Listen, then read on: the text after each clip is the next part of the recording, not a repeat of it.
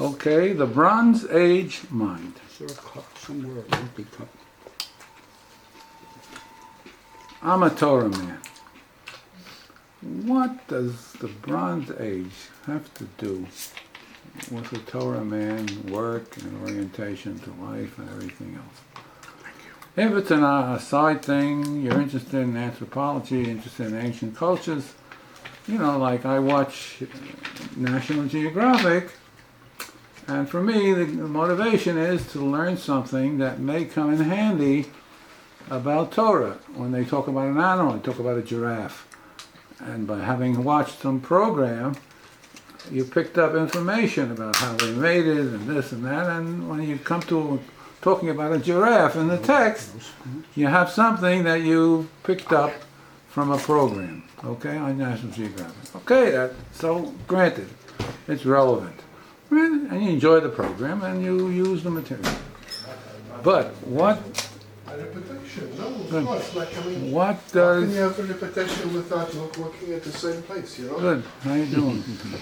Okay, so the question is, first the question is, before we even get started with any detail, the question is, what does a Torah man have to do with the world of the Bronze Age? If you would tell me 30 years ago, 40 years ago, 50 years ago, 60 years ago, 70 years ago, 5 years ago, that I'd be spending time for Torah in terms of examination of the biblical text from an anthropological point of view, I'd say you're crazy.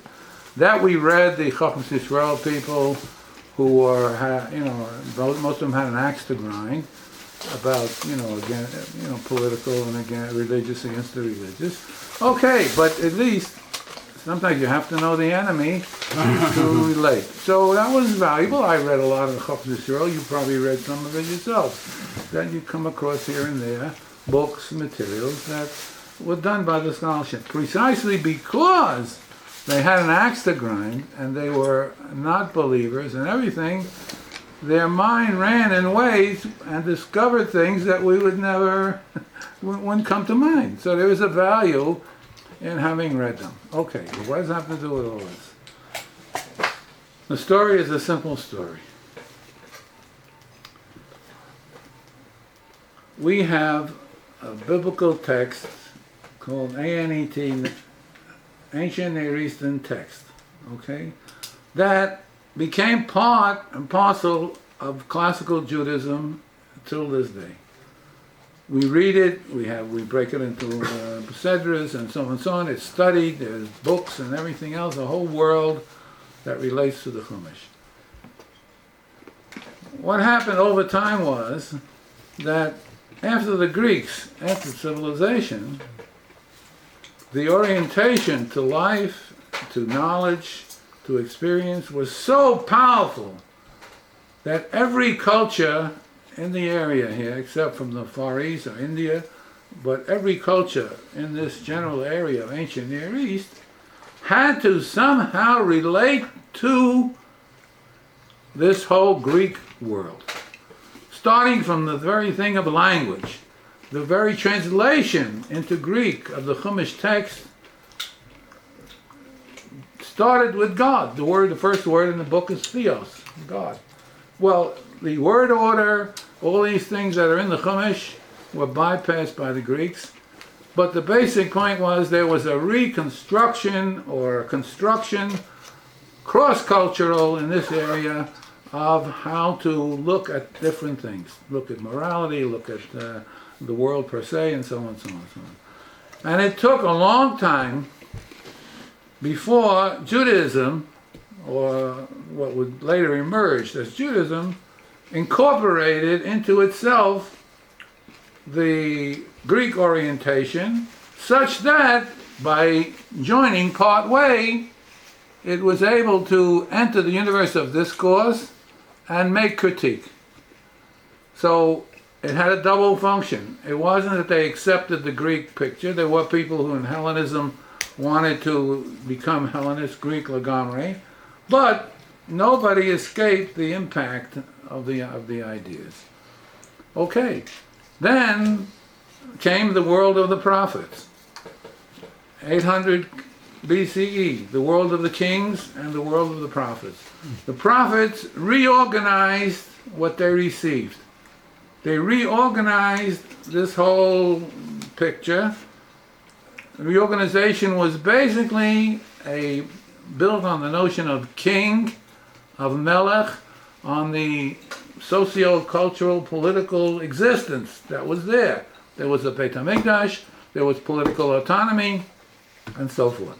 And so, based on that, the earlier ideas were switched in a very, very subtle but significant way. Before that time, this was a theologization of the material. Before that time, in antiquity, in Moshe society, and before, remember there was 8,000 years of cultural history of Canaan. I know for me, when I read it, I flipped out because the way I looked at the time was very truncated into a short period. Yeah.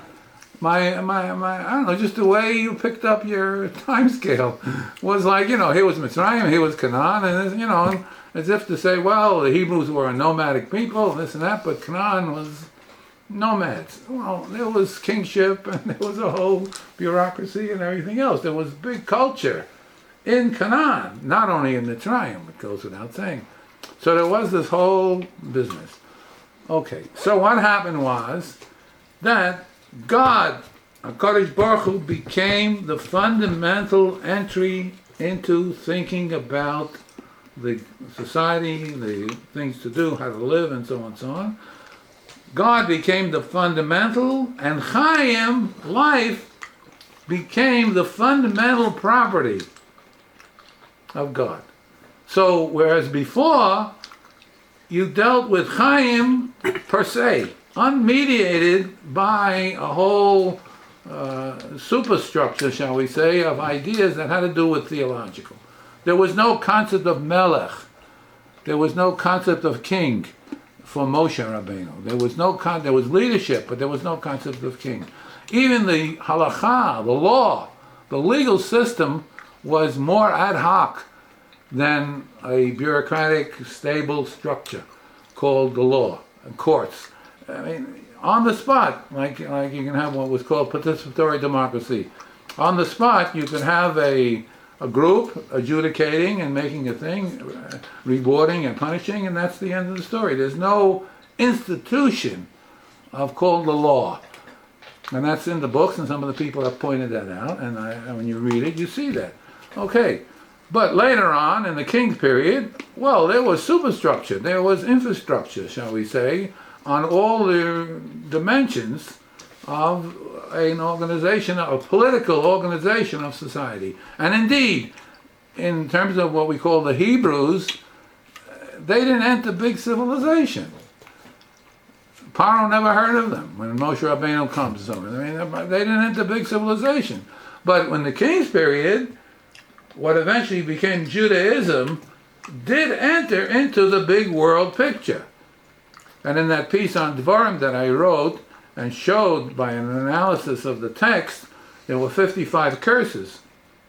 And by analyzing the text, you see that Moshe Rabbeinu in his farewell address, which had to do after 40 years in the Midbar, they're going into Canaan, he took the opportunity to talk about what he sees in the future for what's going to happen to the Jewish people, and he didn't like it. And I showed in that analysis that when you look at the curses, the content, you see that he's not talking about going into Canaan. He's talking about the later period in the prophets, what's going to happen in 800 BCE. He's talking about that. And he's saying the fundamental line is, on the one hand, Lo Bashamayim Hi, it's at the end of the speech, and those Kizisei and so on, Lo Bashamayim Hi, but on the other hand, you'll keep the law, but not from Simcha. And that was the big motif here, that you'll keep the law, but somehow the livability, the quality of life, the whole impact of Chaim on the feeling level of the person, on the actional level of the person, and on the intellectual level will somehow get lost or get subdued and being taken over by ideas that are much more germane to a kingship, a monarchy, and its institutions. Authority was much, much more structured in the king's period than it was in the Moshe Rabbeinu period. Okay, so then what happened was that on the first remake, on the first reconstruction of knowledge and everything else done by the prophets during the king period, there were certain things that were lost, just bypassed by just the way they wrote, the way they talked, and so forth, were bypassed. And there were certain things that, even in that period, were not bypassed. One of the points that I saw from reading the material was that I didn't realize, because I made it very monolithic, that the prophets theologized, and now I'm taking it from the negative. But it turns out that when the prophets criticized the kingships, when the prophets criticized the monarchy for different things of, immorality and infighting and all kinds of bureaucracy and stuff like that, when the prophets disagreed and critiqued the monarchy, they pulled out ideas from the ancient world, from the antiquity world of the Chumash and pre-Chumash world. So that it's not just that you could find the vestiges of this whole approach in the Chumash, but even in the prophets, if you look for them with a flashlight, you'll see that and as a general principle, that when the prophets critiqued the culture, critiqued the society, they in effect drew on ideas, practices that had been in the antiquity world. Okay, so this was the second. The third came with the beginning, the reconstruction of knowledge by Chazal. Okay? The reconstruction of knowledge by Chazal, which was, in a sense, post-Greek. It started early, Plato and Aristotle, and the Greeks, the Greek culture and everything else, but there was a reorganization by Chazal. Okay. Now, my view is, and I've said it many times, that Chazal, for the most part, made and kept up and used and kept alive the prophetic critique that had been made before. When they received the later prophets and then Chazal, Anshe Knesset Agdola, yeah. I would like you to define what you mean by prophetic critique. Well, I didn't mean anything special. I meant that here were the prophets who were educated, knew how to write, and they were the ones who were like in the court. In the king's court, any writing was done by people who were more advanced. Most people were illiterate, didn't have this education. And the prophets was a whole genre of people who were relating to their analysis, understanding, analysis, and critique of the society that they lived in. Now, whether or not whether or not we call them prophets when we're talking about a special input is irrelevant to this. There's just a genre of people, high educated people, literary people, who wrote about the period that they lived in and critiqued it for the most part and try to make suggestions of how to get it better. The problem is, how do you assess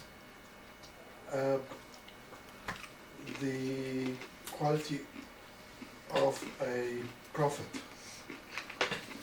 Why do you ask like that? Why do you ask? Because I'm saying that it's really irrelevant.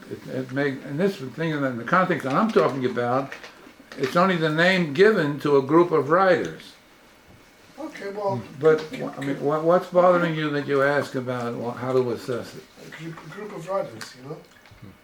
Yeah. What makes them specifically like able to assess what is... At this level, at this point, just the mere fact of education, knowledge of the language, ability to write and structure ideas, poetic input, a group of people that were very high-level people who we call the ideational leaders of the culture. The kings okay, the kings were not quite in that league, aside from Shlomo HaMelech, David HaMelech. As we go through the kings and everything, they're politicians, political people, but not intellects, not intellectuals, not intellectuals. The intellectual class of 800 BCE was the world of the prophets, built around the temple, but based on straight, pashut educational criteria. They were the educational people. There's the Hamonan. I mean, like today, you look around and you say, well, who would you want to consider in an open society as the intellectual leaders? So you say, well, guys who graduated from the best colleges, this, that, and so on, or whatever. And you put together and say, well, there's a group of people who can be labeled from the programs they watch on TV, on how many times they hit programs on Google that are intellectual, and in a way you get a picture of the difference between the average person who has a certain range of problems and concerns and people that are higher level from the point of view of intellection. That doesn't mean you can't learn. Sometimes you can learn more from the practical person than you can from the other. I'm not talking about that. But the basic idea of what your question, at this point, there's nothing special about the prophets from the point of view of intellection. From the point of view of intellection, they were the educated class. That's all I mean. Because the rest is a theological picture which doesn't quite have to match. I mean, let's put it this way. How the prophets were viewed by Chazal, which is the next big reconstruction of knowledge, how the prophets were viewed is a construction, not necessarily the fact of Yirmiyahu, Yeshayahu, how they looked at themselves. In other words, how they came down, what's called the prophets, Tuvim, how it was put into the corpus and all the rest of the things that go with it, all of that from 200, 300, 400 years later, it's a construction. To understand it, we have to go to the ones who wrote it and not to the prophets themselves. But the books that are written on the prophets, and when you read the material for yourself, when you read Yirmiyahu and you read the texts, you can see exemplary of what I'm talking about. The use of language in particular, a very, very high level use of language. Till today, many people bypass because of the complexity of the language, the subtlety and so forth. Baruch is here on metaphor. One of the big, big differences between the world of antiquity, and in this case the pre-Hebraic world, and I'm saying vestiges of which are in the Chumash text, one of the fundamental differences between that world of antiquity in general and in specifically related to the Hebrews here in this area, one of the fundamental differences is that whereas later, post-Greek and in the King's period, there was a big place for metaphor, a big place for the non-literal, a big place for literary discourse, and there was a very big place for the non-literal. I venture to say, from my studies of the antiquity world, if there is 3% of metaphor in the language, that's a lot. Everything, and this is very important, because your entry, or my entry into the text for tonight is this anthropological entry, how to read the text, how to read the text. So I'm saying that one of the signs of reading it properly is not to take things metaphorically. Things are down to earth, literal, metaphorically. What does that mean in terms of Torah? Meaning what? What are you asking? I'm just pointing out the fact to show you one of the fundamental differences which had to do with the nature of language was that in the early antiquity world, call it that, the antiquity world was a world of doing, of practice, of things that worked, of operational definitions. Operational definitions. In other words, if you looked at the basis of the Hebrew from the hieroglyphic were operational definitions. So one of the points tonight was to indicate again that in the antiquity, it was all from the point of view of operational definitions. If the A operational, thing is what it does and how it functions. if the operational, the glyphic says that you should take your errant son to the gates of your city and stone him to death for being. Is that an operation? Well, I mean, I would think that in this particular case, Is that an operation? it's not. It's not. It's literal. I mean, that's what they did. There was stoning and this and that and so on and so on. Each. You raise a good point. Each topic and each detail deserves a special treatment to see and ascertain this balance of what we're talking about, because things that could look like metaphor turn out to be literal, and things that are literal turn out to be metaphor. That's because we're entering the text as a clean slate.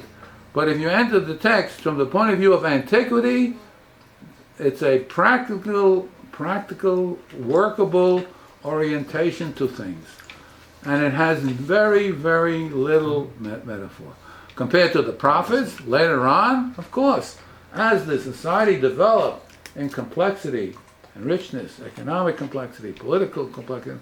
With that went a whole renaissance, from the positive point of view, a fantastic renaissance of language, such that this was the contribution. Now in the Greeks, they had, with their revolution in understanding the world of nature and this and that and so on, whatever it was, went also a high-level refinement of language from the point of view primarily of assertions and true or false. The primary orientation in Greek was reason, things that are true or false, that make rational sense, however they define it. And with that goes an emphasis, a shift of emphasis to the assertion, to A is B. This chair is red, all chairs are red, and so on and so on. Assertion, where you assert a subject and you connect it to a predicate. The structure of the language was exactly the same way. Verbs and nouns, noun carried the subject, and then the verb was the action or the modification, the adverb, and so on.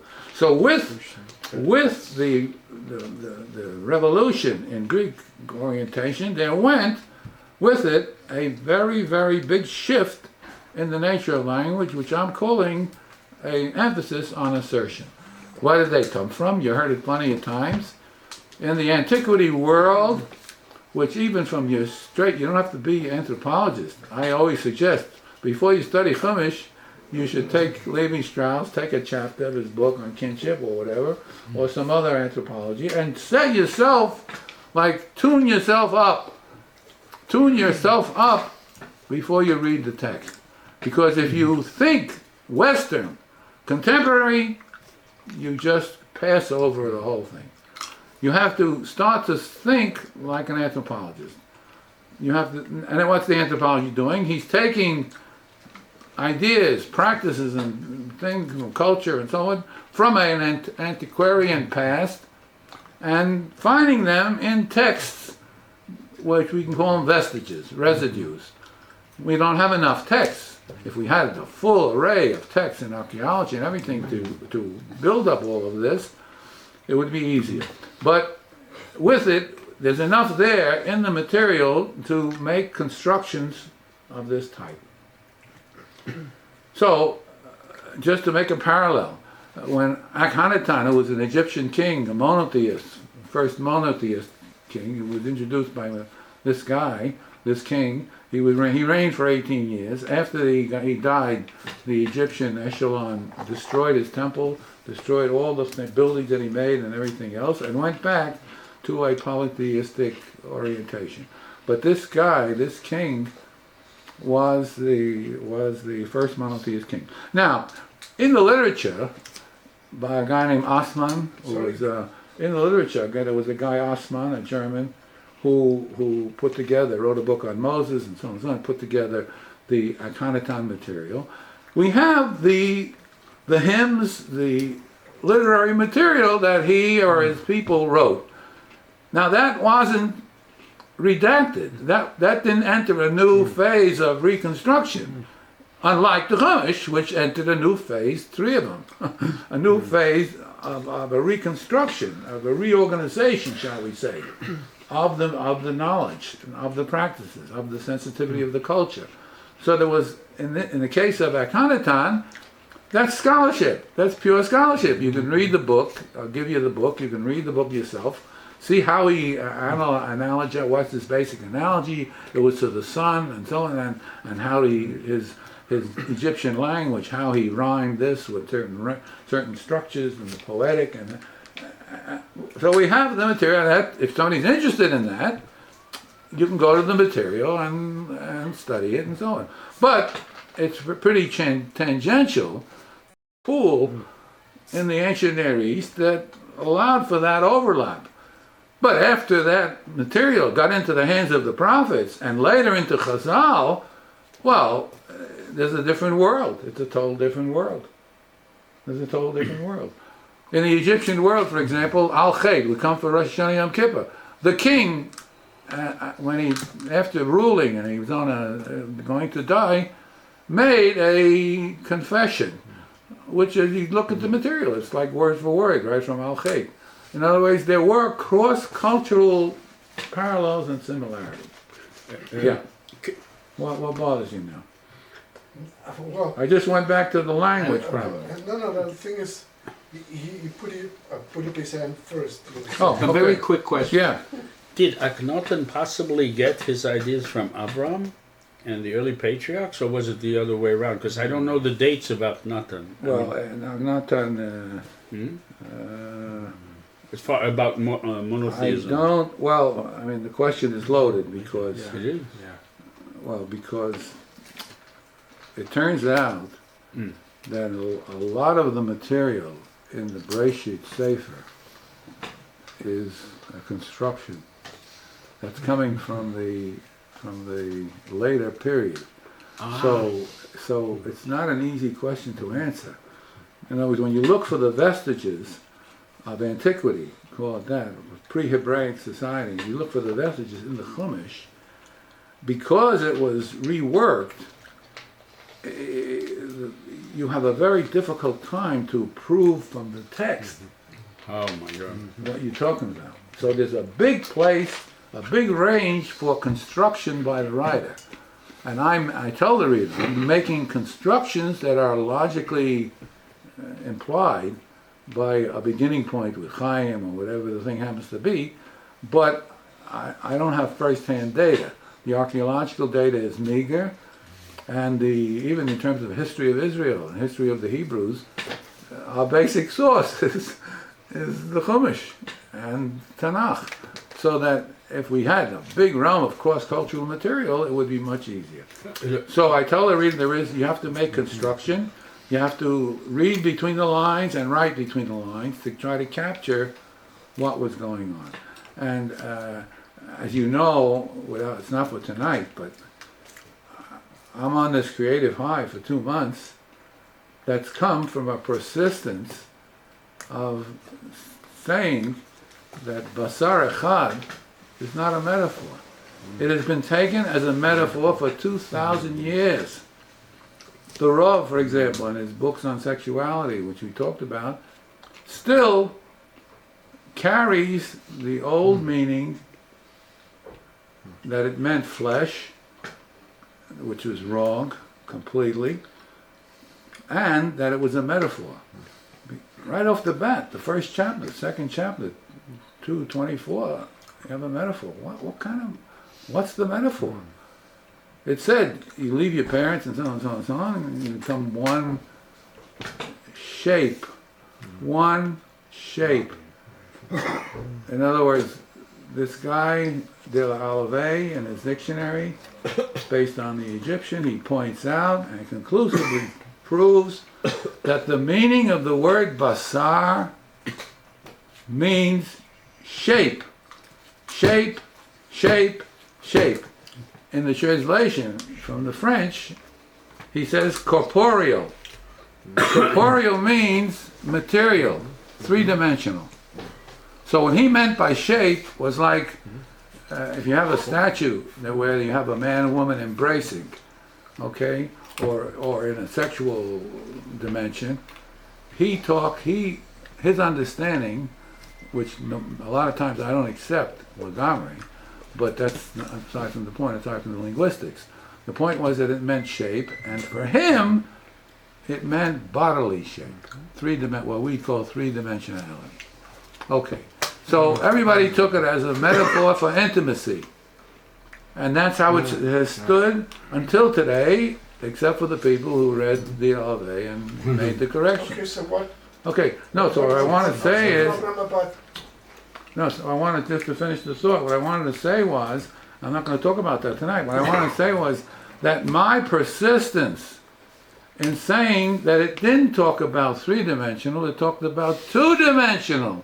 Like when you take a paper and you draw on the paper, relatively speaking, this has no thickness. You're like drawing on a plane, relatively speaking, you're not drawing on a box. You're drawing on a flat piece of paper, and so this is two-dimensional. And in painting, you know, all of you know, that until Leonardo da Vinci, there was no perspective in painting. You look at Egyptian material, Egyptian paintings, there's a lot of flatness in the picture. So I'm only giving an example that by being tuned in, not to accept just bingo, automatically, that it's a metaphor, allowed me to persist and give a different interpretation, which has generated 2 months of creative stuff that you wouldn't believe what's coming out of this whole idea. A methodology of stopping for spontaneous connection. If a word comes into my head, I stop reading and I start to write about that word.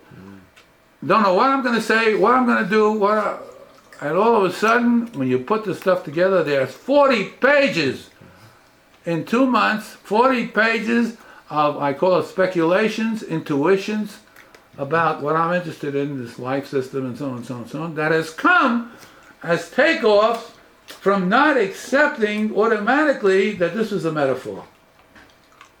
So it allowed me I could be wrong. Okay, it's not shape. It doesn't mean shape in in 2 dimension. It means shape in 3. That we can argue it out, but the basic point is, on both accounts, it's not metaphor. And one of the questions I asked, why would the text has a place where it says before that Adam he had animals and people come before Adam, and he find Ezer Kenegdo. Ezer Kenegdo includes the sexual relationship. So why do you need a metaphor?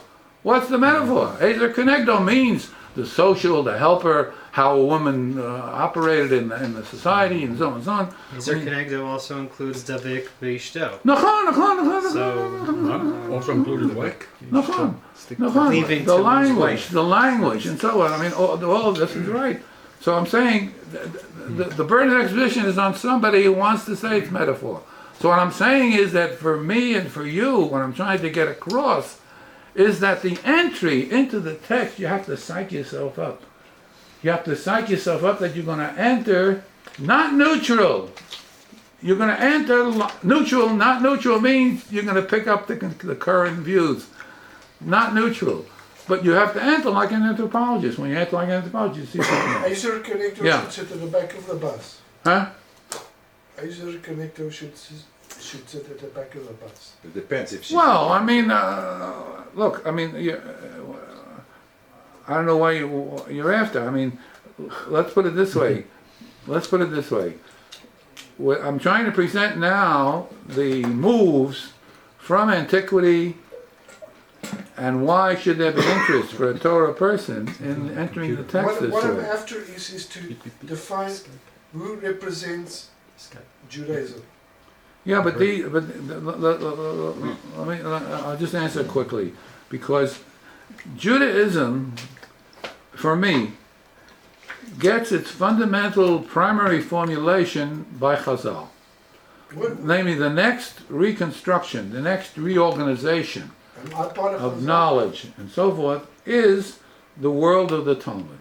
In other words, the world of the Talmud spread out over 2, 3, 4 centuries was, to my mind, one of the greatest intellectual achievements of Western civilization on its own ground, have nothing to do with religion. Sorry, can you repeat that again? I say, in Western civilization, to me, one of the greatest contributions was the development of the world of the Talmud, the world of the Chacham. There was a guy named Carver who wrote a big essay in Harvard Law Review called Nomos and Narrative, the law and the narrative. And in his essay, which was, even Harvard said, we're not responsible for his essay, it was about 60, 70 page piece, and he talked about legal systems and had the realization that Judaism, in terms of the Talmud world, was one of the high expressions of law, of legal system. It's been said a number of times by different people that the Roman law of Constantine, which was 333 Christian era, and the whole orientation to law that was Rome, was taken primarily from the Chachamim, from people in Chazal, who were already in an advanced legal system from Anshe Knesset Agdola, which was before the 600, 500 BC. In other words, so that this was I think now you're asking a question that's very important, but outside the development, except to say that for me, the great constitution, shall we say, the foundations of what we call Judaism, okay, despite or notwithstanding that it's being challenged, it's been challenged for many centuries, and especially in our time, in an open society, and it's being challenged. Nevertheless, there is no educated person who will not agree with the statement that the world of the Talmud, the nomos and narrative, the law, and its embodiment in a ideational, feeling, actional structure called the Talmud, the discussions and so on, Brisa, Mishnah, and Gemara, and there's nobody who's educated who will degrade that contribution. Whether or not, and how we're supposed to understand it, and how it's relevant and not relevant to today, is a separate issue which does not in any way degrade the contribution. The contribution, for a guy, here's a guy named Culver, who wrote this piece, and he puts it in there as one of the primary legal systems. Any educated person on intellectual grounds will see that. My friend Sternberg, for example, teaches in the math department, head of the math department at Harvard. He gives a course in the law school on Jewish law. He used to learn Chavruta with the Rav. He gives a course in the law school, I don't even think he gets paid, and he gives a course on Jewish law. Well, it's in Harvard Law School. When he discusses and gives a class in law, double indemnity and so on, insurance, whatever the thing, whatever the topic, his material is right up there with the professor who's giving a course on torts and contract and different components of law. In other words, otherwise it's not a historical thing. It's real. I mean, the student could learn something about the nature of the topic from this whole analysis. It's a very good student. No, I'm only saying, but I want to give an example that there are two different questions. One is the contribution per se. What are its fundaments? What did it do? And we didn't get to that because the fundamental reconstruction, the way I understand it, in general, the fundamental reconstruction was taking the most that was possible from the world of the prophets, where theologization, primacy of God, is fundamental to the system. It was modified by the Greek philosophers and so on, but it's fundamental to the system. And so that's the usual view, that what's come down as Judaism has been the Talmud, but with its emphasis being more or less the same as the prophet period. I'm saying that that's not quite true. Can I make a comment? I'm saying that what's come down as Judaism is the world of the Gemara, but included in the world of the Gemara is some of the antiquity material that if we will look for it, we will find it. If you don't look for it, you will not find it. You have to come in with a flashlight that says, Chazal recognized some vestiges that were 1,000 years before, but they brought them back and they put them and embedded them in the halakha per se, in the legal structuration, in the educational concern, and in the whole ideational field that Carver called the narrative. The nomos is the law. The law doesn't exist as a disembodied, abstract set of rules. In life, it exists as mediated by people, by individuals, by groups, and so on, so on, so on. So that this whole picture, I'm suggesting, has been an overkill and an overstatement, whereas if one will carefully look, and I tried my own hand at it, even though I'm not an expert in Chazal, but I did try my own hand and wrote a big piece where I took 185 pieces of Chazal, simple ones as I could, and told the reader how to read them in such a way that he's trying to wake up this antiquity material.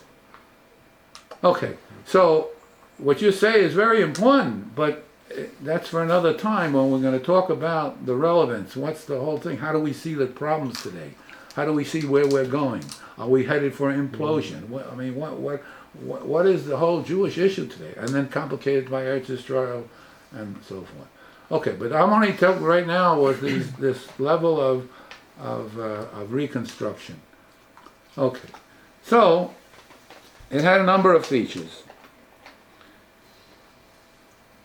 So in this Chazal reconstruction, we have going back to the antiquity.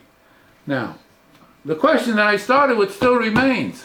What is antiquity giving us? Well, I mean, what, we're making a hobby? You have not enough to read?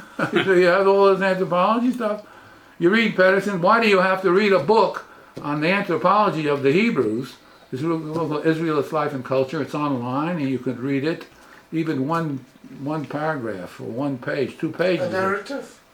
Yeah, you read the book. They have the whole book online, so it's 600 pages, but you could read a number of things and you'll see for yourself.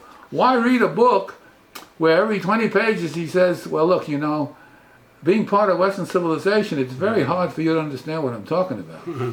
They don't have logic. They don't have logic. Can you imagine a society with no logic? What do you mean they don't have logic? Yes, I can imagine. Arabic society like. What would it look like? What would it look like? To take the challenge for a minute. What would it look like?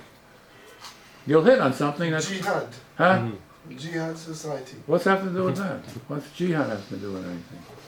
It's non-rational. Oh, we're not talking about that. We're not talking about that. We're talking about You're not talking about rationality? No, we're not talking about that. We're talking about the characteristics of the culture. The characteristics. It's not a question of rationality. We're talking logic. We're talking about logic. Logic is a set of rules. What's the difference between logic and rationality? Rationality is a putting together, the best word is association. Putting together a package of ideas that associate with one another and have a certain coherence.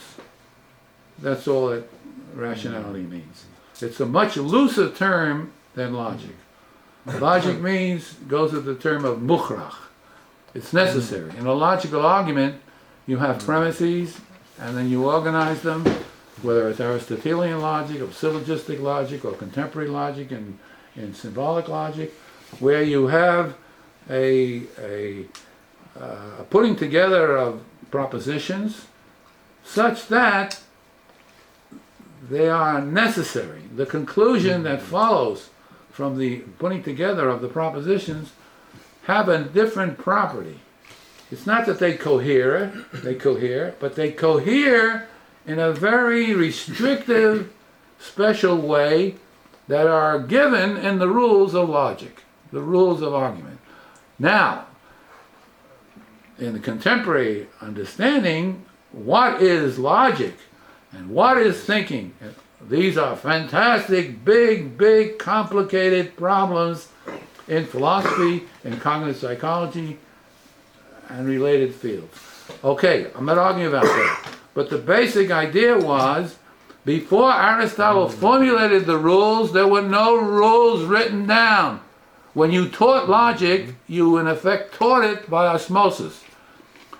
When Plato and Socrates and the pre-Socratics, they had, quote, logical thinking, but they did not have a rule book. And they say, here's check, here's 7 steps. Check them all off. When you check them all off, you got logic. And there was what they called in Latin QED, or whatever the Latin words are, that the logical structuration has ended with a conclusion. Okay? So logic is much narrower,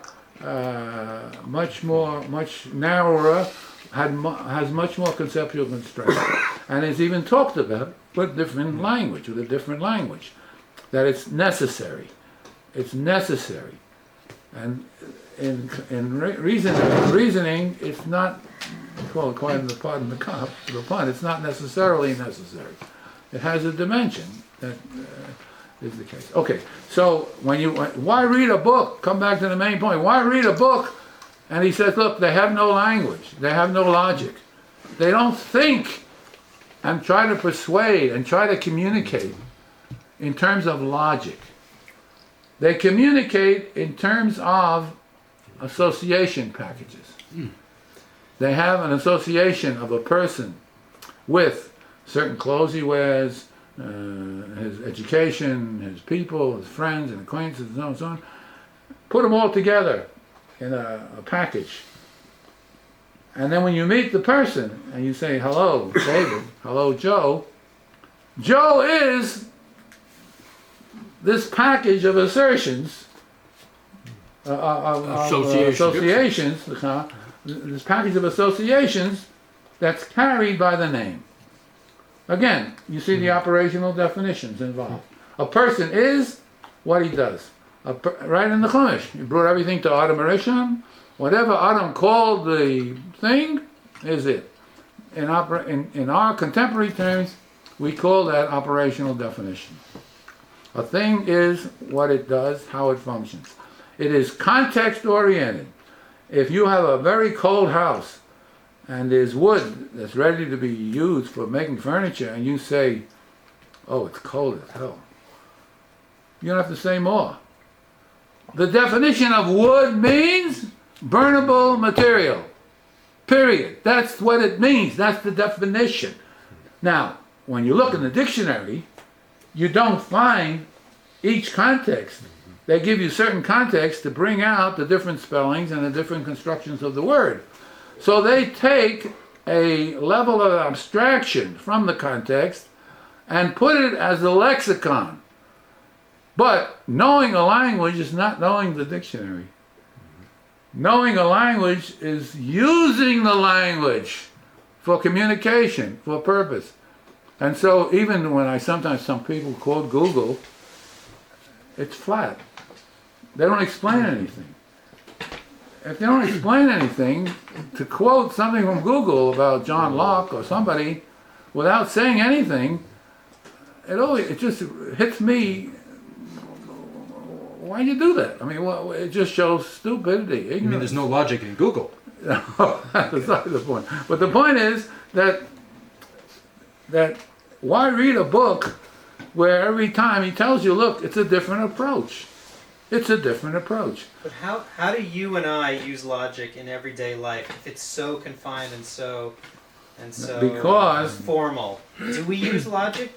Sure. So what are some examples of everyday ways that we use logic? The point is, it's so built into habit, and the way we think, and what we think about. I like that expression. No, I mean, it's built in such a way that the psychological takes over, and we only see when we catch mistake. We see it only from the negative. We don't see it from the positive. We see it, then hear somebody saying something, right? And all of a sudden, something jumps out at you and says it's incoherent. It's not. It doesn't hang together. Or we say worse. It's contradictory. But if the You person- just said that A equals B. Now you say A equals not B. Well, that's a contradiction. That's a logic. So we only catch it. The question is very good because we only catch it. We don't follow a rule book. We don't follow a rule when you take. Look, I Allah took. has the rule book. No, I mean we don't follow a rule book when we think. We just think. We just do it. But when there's a contradiction and somebody points out and says, "Hey, you just contradicted you." So you said one thing, now you're saying something else, and it's contradictory. Well, or contrary. You said it was black. They wouldn't. Now have you're said, saying it's red. They wouldn't have said that in, you know, in like in- early biblical times. Absolutely not. If Avram Avinu said to Yitzchak, you know, look at the red sky, and then he said, look at the blue sky a second later. I mean, wouldn't that like turn ahead? I mean, doesn't that? It's a good point, and I think that the answer is a simple, straight answer. For us, we are tuned in to the contradiction. There's a contrary. It's not. I mean, it should be. If you say, look, you see it in writing. When you write something, I know for me, sometimes you don't want to keep the same phrases. It doesn't sound good. Really? But in logic, you want to keep the same phrases because you're talking about the same thing. If you change the phrase, the reader may change with you and not realize that you're talking about the same subject.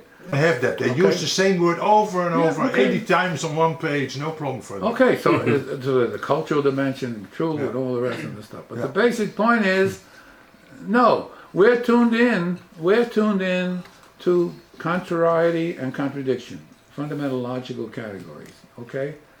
They're tuned in, why the change? The context changed. What? The context changed. Remember, for us, we abstract from the context. We don't have each context worthy of its own examination. In operational definitions, each context is a self-enclosed unit. And so we're concerned, they changed. It's not a contradiction. The context changed. Now, what we do, Can I first stop? we go examine the context. When we don't find an explanation, then in the last analysis we come to contradiction. But we also have a bias that most people in practical life and in writing do not contradict themselves. Very few great books you read, when somebody says he made a contradiction, that's an indictment. That's saying something about the author. So after a while you learn in a field that you're in to give the benefit of the doubt first. Because he may have shifted the context, you're not aware of it, and so we're talking two different contexts. In two different contexts, like I just said, in a cold, freezing apartment in the middle of the winter, the wood that I have prepared over here to make a cabinet is wood. Then we say, it's wood for this, for that, for this, for that. We separate the subject from the attributes, from what you're saying about the subject. That's not an operational definition. Operational definition, why is it not an operational definition? It's not context oriented. Wood is wood is wood. And we define it like in the dictionary with certain kinds of property, it has a grain, it has this and this and this and this. Then it can be used for firewood. That's what's called relation. There's substance, Greek, the subject you're talking about, quality, red, green, so and so on, fat, skinny, warm, cold, blah, blah, blah, blah. Then there's quantity, how much, and then there's relation. There are four basic what Aristotle called the categories of thinking. And if the last one, relation, breaks up into 6. So there are 4 basics: substance, Sorry, can I quality, interrupt you? quantity, relation. Can I Yeah. interrupt you? You did. This is the most amazing thing that I've heard. Huh? This is what? It's a really amazing thing that I've heard lately, you know. I can't hear you. That I also can't hear you. It's what? It's an amazing thing that I've really heard lately. Amazing thing, you mean? Yeah. Oh, amazing. I didn't catch the word. Yeah. What are those categories like of thinking? Those are the content categories of thinking. Yeah, okay. That's all. Can you define them to me? Well, quality exemplification is something is red, something is big, what we call the adjective, adjectival modification of a noun. Adjectival modification of a noun is quality. Another type is quantity. Another type is relation. So you have, But that's not what I really understood. I understood that those qualities are fundamental to the interaction between us, you know? oh yeah, sure. But these are content categories. All discourse will reduce to type, a classification of 10. It's basic 4, but because inside the relation is causality and time. It's not important for the moment to make it more complicated. But the basic point is that all discourse in the language, upon analysis, will be either talking about substance, the subject, the noun, or talking about quantity, quality, relation. So Aristotle was the one who put together these rules, these pieces of how, you want to say, how we think.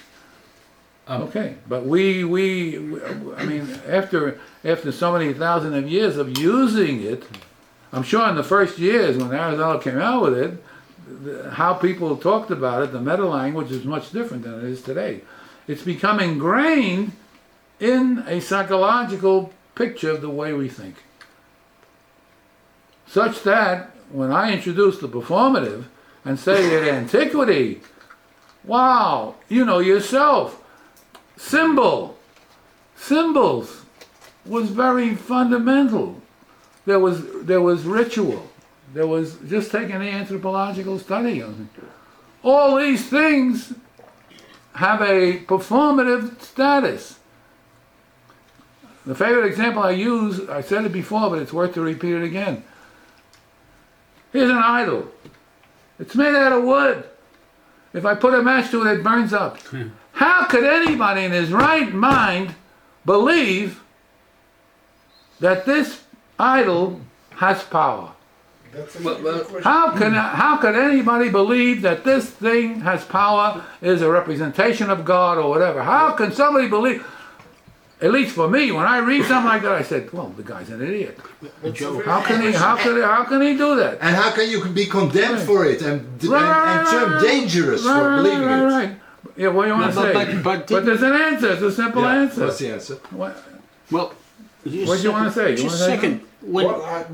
The only thing I wanted to say, that's a really excellent question. Okay, so I'm giving you the answer. The answer is very simple.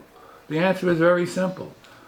When you make a performative and you say, Hare Zeh, Malach, angel, you're pointing to this. You're pointing to the piece of wood. And when you say, Hare Zeh, let this be, God, messenger, whatever, divine, and you believe that the word, the performative structuration, makes the reality. It's causal. It changes or adds a dimension to the bottle that wasn't there before. If you believe that, or you live in a culture where performatives are primary, 99% of the people believe that. So of course they believe that it's a God. Joe? But we don't believe it because we're not taking the performative use of language as the primary. we say assertive use of language is primary. True or false is primary. Performative is efficacious or not efficacious, has value or doesn't have value. And for us, it's limited. It's a special case when it's not concerned with true or false. So it's primarily in the legal system. It's primarily in ordinary conversation of people. Whereas in a philosophy classroom, the things are assertion. Everything is assertion. My whole mentality was assertion. And then is it true or is it false? Is it true or is it false? That's the question you ask. And children But- do it, right? Sure, They but say, in the- this is a car. Sure, sure, this is the sure, house. sure. but okay. In child development, you're going to go through the antiquity stages. As a matter of fact, I proposed about Piaget, not the business with NASA. That was an old project to say we could have simulation of weightless society, but because if Piaget, I found in Piaget a number of places where the child is living in a quantum universe, whatever that means. So if the child is living in a quantum universe and certain things, therefore he's living with indeterminacy and vagueness. So I said, wow, NASA could save millions. NASA could save millions of dollars by having another field of cognitive psychology coming in with stimulation. So instead of having to build only big models of anti-space and this and that and so on and so on, billions of dollars, we could start by having a think tank that has a few people of cognitive psychology, philosopher, Piaget, and we can redo the Piaget corpus and see if it's feasible to have another set of materials that will strengthen or weaken our other simulations. Okay, so when I went to the States, Can I ask somebody a said, question, you'll never get a think tank for that. Can I interject here? Yeah, No, The he wants to ask something. The problem, as Not I fair. see it, is that society demands like that you have a certain sort of rationale of rationality. okay. And the problem with like society's rationality is that they decide what rationality. Yeah, but is. you're very good. You make a good point. You see, you're talking not about logic. You're talking about what I said before, reason. When you talk about reason, What is reason? I'm telling you, it's the putting together by association a number of ideas that somehow cohere together. But it's loose, very loose compared to logic. In a logical problem, when a student in a classroom, when Linda teaches English, and the student makes a logical mistake, there's nobody who disagrees. In other words, when somebody disagrees and says, I didn't make a logical mistake, but it's black and white logic, when you explain it, that every person, barring none, will accept the explanation. We're not talking about rationality. We're not talking about reason. So when you switch to something that's less structured, less coherent, less tight, with fewer conceptual constraints like reason, rationality, then indeed what comes in is a big, broad understanding for different people, different groups, and so on and so on. Given the complexity of an open society, democratic, and all the rest, we have a whole range of coherent structures, and where you have to make the choice. So logical. Joe, can I ask a question? I've been trying to get in a question. Logic is not playing the big role. Yeah. In the ancient world, they'd use the performative. As you said, this piece of wood is God, and it's dangerous for anyone to contradict that. But Abraham contradicted it. Didn't he recognize that the wood was actually wood and burnable, and it was not a? Well, He ran didn't for he? his life. In other words, wait a minute. He negated the general performative. No, Well- and isn't that logical? He ran for his life. well, Yeah, but he still was logical. as I said before, Socrates also as I said drank for his before, life. as I said before, Yeah. the answer to the question needs inquiry because, as I said, most of the material in Breshit Oh, okay. is Questionable. reconstructed from the later period where they did have logic. Okay, I got you. It's post-Greek. Now I The understand. prophet has logic. He's not just dealing with poetic. All right. No, no. So I what's the problem understand. with logic? But if logic, No, I'm only if you can saying- have- if you I'm can only- have a- if I'm you only can have saying- a logical mistake, it shows that logic is not mathematics. If you can have, how can you have a mistake? What does that mean? It's anti-logic. You said the mistake is logical. If The you- reality is not. If you say the But I kid mean, made a but- mistake but- and you show and he shows that he made a mistake. No, I'm answering David's question, which is a very good point about how do we recognize. So what I'm saying is that the nature of the way the person thinks exemplifies rules of logic. Indeed, very simple ones, because as you start to get complicated logic, they're somehow not so easy to see. There's a gap, and you have subsets, and You three, can four make, subset you can of make a a proposition. logical, you can make a logical mistake. It's a logical mistake. How can it be a logical what's- mistake? That's an equivocation of terms. When you take logic, there's no such thing as mistake. When you take thinking, there's such a thing as mistake. It's just So how can you have a logical mistake? so that's the way we talk. Yeah. It's a way of talking. The way we talk, we say, oh, it's a logical mistake, like cause and reason. There's so much confusion about No, I would cause and say reason. we're talking about grammar. In grammar, sometimes the logic is correct. The grammar is an exception. There's an exception in Okay. the grammatic rules. Okay, so In mathematics, no. I mean, No, I'm saying it's not a. It's not. It's a. in mathematics, The kid when can you- have, the boy mathematics, he can have, in he can make a mathematics- logical mistake, but it's really the grammar that is an exception to the rule. okay, Logically, okay. he's correct. It complicates the picture, but it doesn't void the distinction. There's logic which is necessary. Anything in a mathematical proof is each step of the proof is logical and self-contained and is necessary.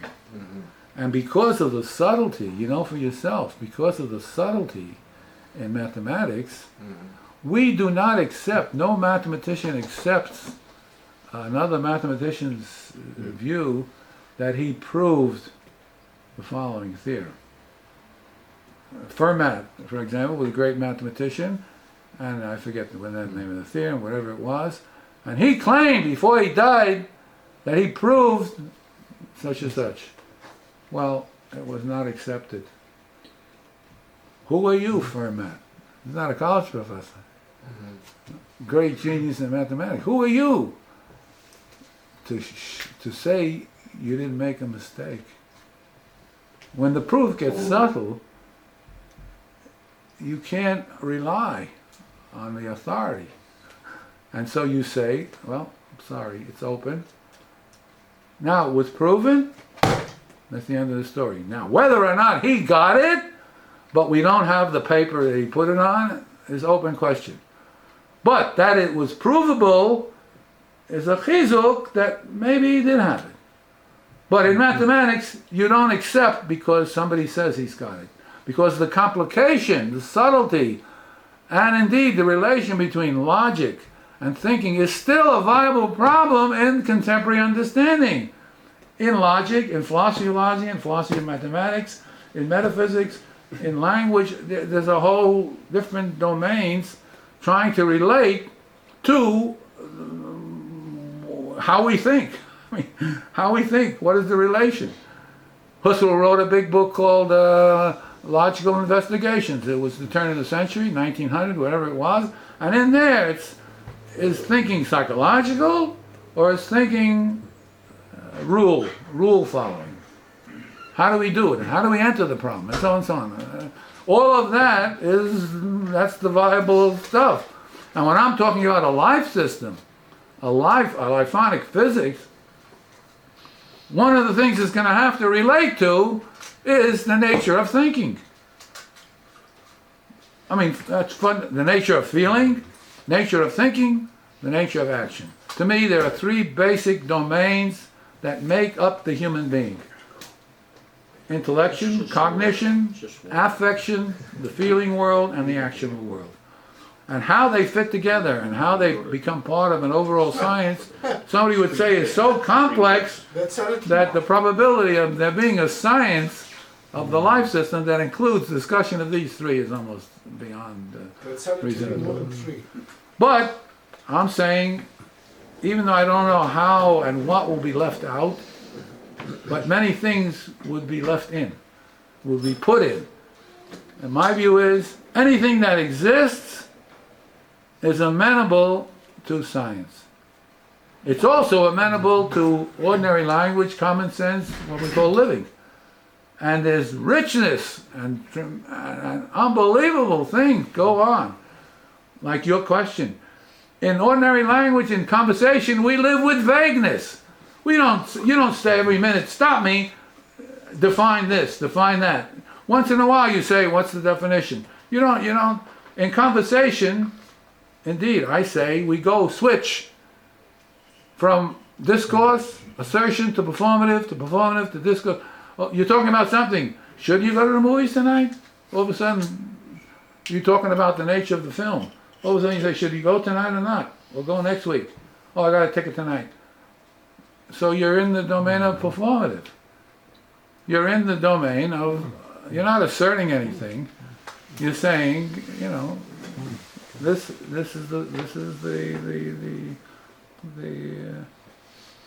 hooray there, you do the performance. But the point is that all of these are very complicated questions, but it doesn't, look, if we took, let's put it this way, if we don't cut off with a level of abstraction, we get nothing. I can't talk, then you can't talk. You have to, everybody has to cut off somewhere a level of abstraction. The more abstract you go, the weaker your material, your communication is. Weaker meaning it's more is left open for other people, for the other person, for the listener. The less abstract, the more agreement. When the thinking vector is down into the concrete, we still need level of abstraction because otherwise you wouldn't be able to think. But there's more possibility of connection, of communication. In abstraction, the famous example that I always give is that for Plato, non-being was a form of being. When you listen to that in my philosophy class, when students listen to that, there's always a laugh. There's always a laugh. When you teach Plato and you say that as an example of level of abstraction where you can have non-being, you can talk about it. Yeah. Being exists. You shouldn't say the word exist, because existence is one thing, being is something You're else. saying logic is abstraction. Is that? Oh, you meant in that sense? Logic, yes. Logic is abstraction. And so to be in For more the- of a logical frame That's why we can have an Is- artificial language is with a less notation. concrete. Right. That's why we can have notation and an artificial language that carries these rules. Okay, we can substitute letters and so forth. I don't- Okay, but this is the, yeah, go ahead. Somebody else, I don't remember who asked, what's the problem with logic? Okay, so that's one, is maybe not being concrete enough, or not being, like you say, not being able to connect as much because it's not concrete enough. I was also thinking, one, I put forth somewhere online that it could be possible for one to be an atheist and to pray. Yeah, of course. And Sure. people were just saying it can't possibly be. You can't. How can you not believe in God and then pray? But you're, And- but I'm saying that's the way somebody would think. it's You're a right. sort of a logic. You're It's like right. it's contradictory. You're right. It doesn't make it's Yeah, because you built. Maybe you can meditate. No, because you built into Change the the context. You built into, that's right, you built into the situation certain assumptions. For example, that you pray to. Who said you pray to? right. So actually, No, that's no, that's no. exactly what I said. Exactly. So, And then when you look at the dictionary definitions for the word pray, all right. whether you go to Right. Oxford Absolutely. or It's Webster's English. or It's anything. English prayer. So I'm Okay, saying, whatever it Hebrew is. Palel is different. Okay, so whatever I'm it saying is. the word pray. Right. Always, Right. they always And assume. victim. It always assumes Of course. to The other one. a higher power. Right, of deity, course. Of course. But when you take, again, when you go back, you can do it yourself. You make the analysis and you stick to operational definitions. You stick to operational definitions, you don't have the problem. The problem dissolves, never arises. Because you're always in context. The nature of the language is what? Confined to 2 books here, 2-volume Funk and Wagner dictionary. What? Are you serious? Talk to a writer, talk to a poet, talk to somebody who writes. Just on one individual, you cover 1,500 times the nature of the book.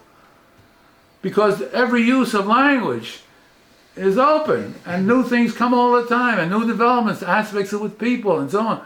So, for example, it used to be the case, be logical.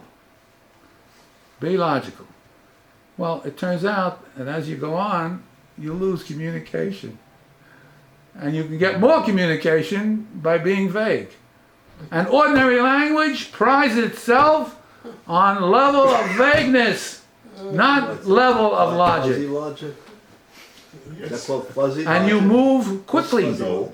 I said the paradigm of language in the Torah world that we have to strive for is right in front of our faces. It's in conversation. We have to, like I told you, my whole life was predicated on assertion, the truth or falsity of the propositions. When I read the Chumash, so the question was, who is talking? Who is doing this stuff? And so I went into philosophy for the God problem. Because I structured everything from the point of view of the primacy of assertion. I like the way you define. That's what I philosophy as the did. God problem. When I worked on the proclamation book. So 30 years ago, 40 years, already 40 years, when I worked on the first draft of the proclamation book, it was the entry was, what is the truth or falsity of the ideas? What do they mean by your points? What do they mean by liberty, justice, and peace as understood by the prophets? They didn't say understood, they say envisioned. Very big difference.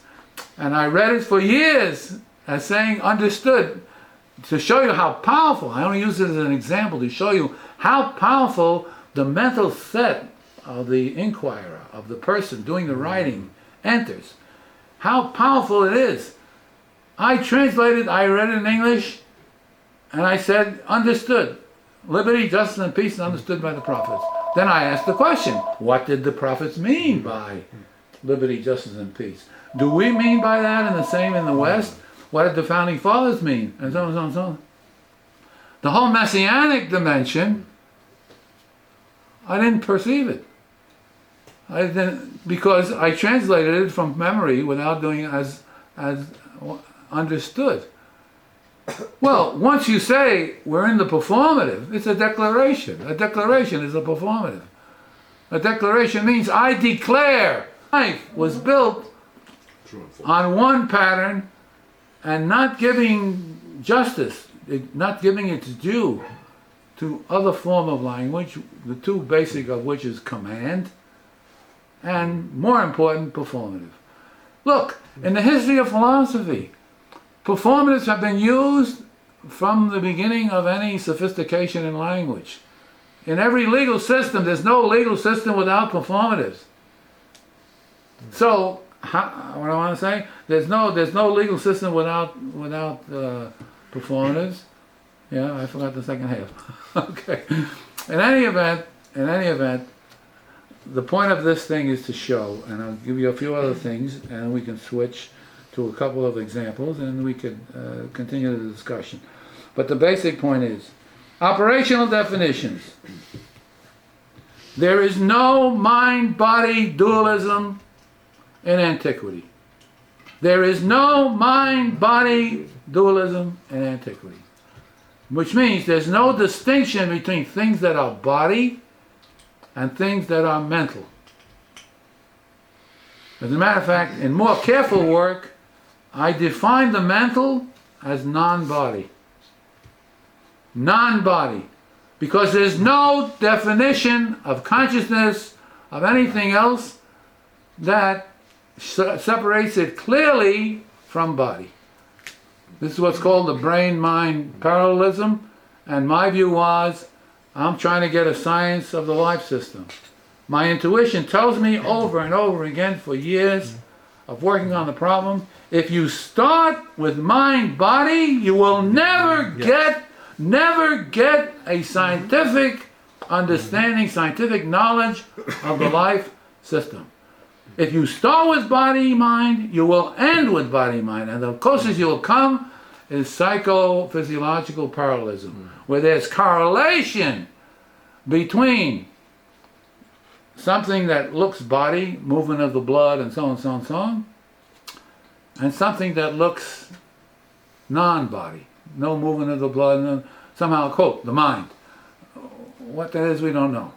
Or we go into the brain and we see synapses and so on, neuron, whatever you want. You will get, the best you will get is correlation. Correlation is not science. So my assumption in the whole work, all this intellect and the working at the thing, is to show from the negative, you cannot get a scientific understanding of the human life system by starting with body-mind. And again, why is it relevant? Why, I'm a Torah man. Why is it relevant to go back to the antiquated world? Because in the antiquated world there's no mind-body distinction. To make it even stronger, everything that we were taught is divination, is clairvoyance, all these words that are used. Every single example in antiquity that we were taught is superstition, magic, divination, all these terms, clairvoyance and so on. Every single thing, barring none, is today a scientific problem in cognition or other fields. Every single thing. Every single thing. Therefore, well, if we want to understand our contemporary picture, one input should be, reasonably, a world captured by anthropology, a world which lived without certain distinctions. Everything. To give you an example. Everything is today a problem in cognition. Everything in this area is a problem in some scientific field. I want to give you an example. Okay.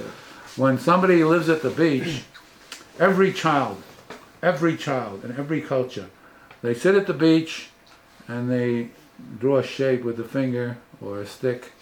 They draw shapes in the sand. Mm-hmm. And then they wait, and the water comes in, the tide comes in, it fills up, and you get that nice, smooth, fantastic look of a planner, surface, beautiful. And then you do it again, and you wait for it to come. Okay. Okay. In contemporary understanding, there's a field that's called, I forget what they call it here. There's a field that's called, I forget, whatever the thing is. The experiment was like this. They took a metal plate, put sand on it, and they played a musical note. Mm-hmm. And they played two of them together. They put the two together, played at the same time. The sand on the flat plate, I'm not giving any explanation, just the fact, what it's supposed to, why it happened, everything. I'm only describing something. In the ancient world of antiquity, there was a thing they called divination or clairvoyance, where the adult would draw a shape in the sand, and that shape would relate to go to war or not going to war, and so on, so on, so on, so on, so on.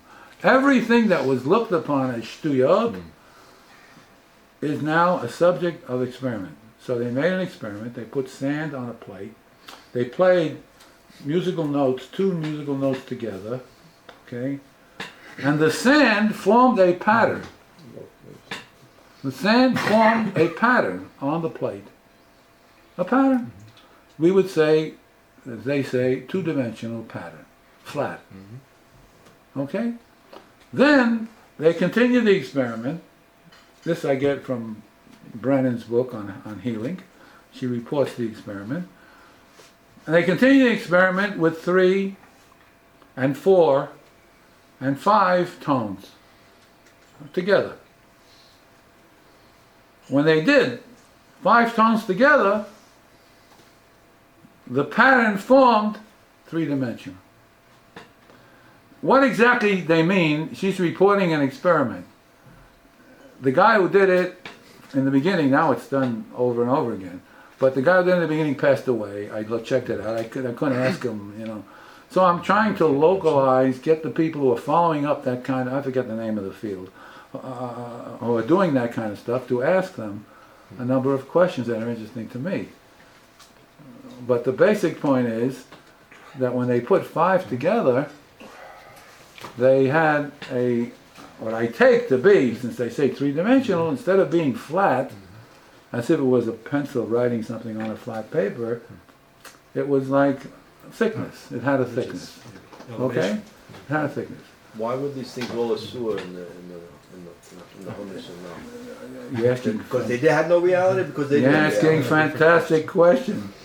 You're assuming they're a saw. What I'm trying to show is that that underneath, embedded in every single one, barring none, I project that in every fringe medicine field you'll find the same type examples of this, all related to shape, whether it's 2-dimensional shape or 3-dimensional shape, all coming from basar echad, which I take to be 2-dimensional shape, not 3. Okay? But I'm only showing that all that trigger being followed through gets me into all of this antiquity material where it's not to be taken as shtuyot off the bat. It has to be inquired into. What exactly? When if we have the material, good. If we don't have the material, we have to leave it open. But we can then say, look, she reported the experiment. Okay? If she's right and she's giving you an accurate description, that's a fantastic thing. That's what I would call a vestige. Now we say. Vestige? A vestige of something from antiquity. So what does it say? It says, if you're reading the Chumash and they're talking about a shape, are they talking 2-dimensional shape or 3-dimensional shape? In other words, you are generating a question related to understanding the text from something that has come back into a scientific What's the frame. importance of whether it's a 2-dimensional shape or a 3-dimensional shape when you're talking about what's it called? Yeah, all what we call superstitions today. When they're dealing about shamans and Well, it's a big difference whether or not and, it's, I'm raising getting- the dead and all these things. Where does the Don't- shape? don't- but Where do the don't- shapes come into wait, connection wait, with these? wait a minute. You're going to go too fast. First of all, Reading on trails. First of all, there's a domain of mathematics called topology. One of its topics is borders and Surfaces. shapes, and I'll get to it, maybe not today, but we'll get to it in the discussion. There are 4 fundamental organizing principles in the ancient world, and I'm saying for the discussion it was open whether or not that'll apply to the halakha itself. But the basic point is that you have this, which we automatically call superstitious, coming up in a scientific context. So I wanted to ask, if she's giving you an honest report, I'm tracking down some of the people in the field who are following that up. So the obvious question is, why did they skip 3 and 4? When they made 5 tones together, it affected a change in the character of the pattern from 2 dimension to 3 dimension. You should know, in geometry, there's what's called plane geometry, Euclid, right? And there's solid geometry. We were all good at plane geometry. Why? Because when you have a pen and pencil and a blackboard, you're working in 2 dimensions. So the diagram, I was great on diagrams. Didn't know a damn thing about mathematics. Didn't know a thing about Euclid, but I made such accurate diagrams within 0.000 of the degree. So then you measured with your ruler, and that measurement clicked off what the theorem was, or the axiom. So what does that got to do with mathematics? It's nothing to do with reading diagrams. That's a tool, a teaching tool, which sometimes helps, and for the most part misleads. Because mathematics is one of those fields where either you got it or you don't get it. And if you don't get it, you remain like I was, and I'm a Ratzim with what mathematics is all about. Somebody tells you dealing with proofs, and so, I mean, it's all gibberish, doesn't mean anything. As a matter of fact, today, I wish I knew something more about mathematics, because the main problem for me right now, every single day, is a liphonic physics of the life system. A liphonic physics that's worth anything is not empirical. It requires a mathematical representation of fundamental things in the dealing with. That mathematization generates observables. It eliminates vagueness in the observable. When you observe, you don't observe with sharpness. You observe with vagueness. And the vagueness is insufficient to say, oh, it's nothing out there. Maybe you need a new. But it's not fully determinate, and so it's enough for common sense, but not for science. Maybe you need a new mathematics book. Of course you need a new mathematics, but there's nobody who has any idea of what the mathematics would be. So my chush, and that's the book, it's going to have a 50-page book just on one question, okay? And my chush is, it's been there for years. And one of the earliest, when I started to think about these things, one of the earliest, it goes 50 years ago, even before I came here in the country. But the basic, what did I say? I should never New mathematics. I should never interrupt. New mathematics. I said there's a new mathematic. You need a new mathematics. You said yes, and you said went to the. Yeah, okay, we need a new mathematics, but what I want to say, Already 50 years ago, you had it. yeah, 50 years ago I had this thing, 50 years ago I had this intuition, which has come back in spades and much stronger than it ever was in the last 2 months of working with this method. What's come back is that not only cannot we start with mind-body, the mathematization will come from number theory, not from geometry. Chush, strictly speculative. That there's in mathematics, there's what used to be called arithmetic. There's number theory, the nature of numbers, prime numbers, sets, and so on, so on, so on, so on, so on. And there's geometry. Okay? So, geometry was related to space. I have in my old notes, I used to say I was classifying the existences. So there's space existences, time existences, and with the space existence went geometry, and with the time existence went number theory. Well, I got speculations in here, in this writing, and I explained to the reader, I got speculations in here sticking to this idea of two-dimensionality, of shape, being the basis of body, not the other way around. Body is not, so what we usually say we have a body, three-dimensional, then we can cut it, or we could imagine or visualize it in a plane. Okay, it's two-dimensional, it's a shape. So by sticking to this one premise that comes from Basar Echad, I'm generating speculations, intuitions that are coming right into the mind, one after the other, about the mathematization required cannot be geometry. And it cannot be topology, which is a form of geometry. So the question becomes, what and how will number theory be a mathematization for the life system?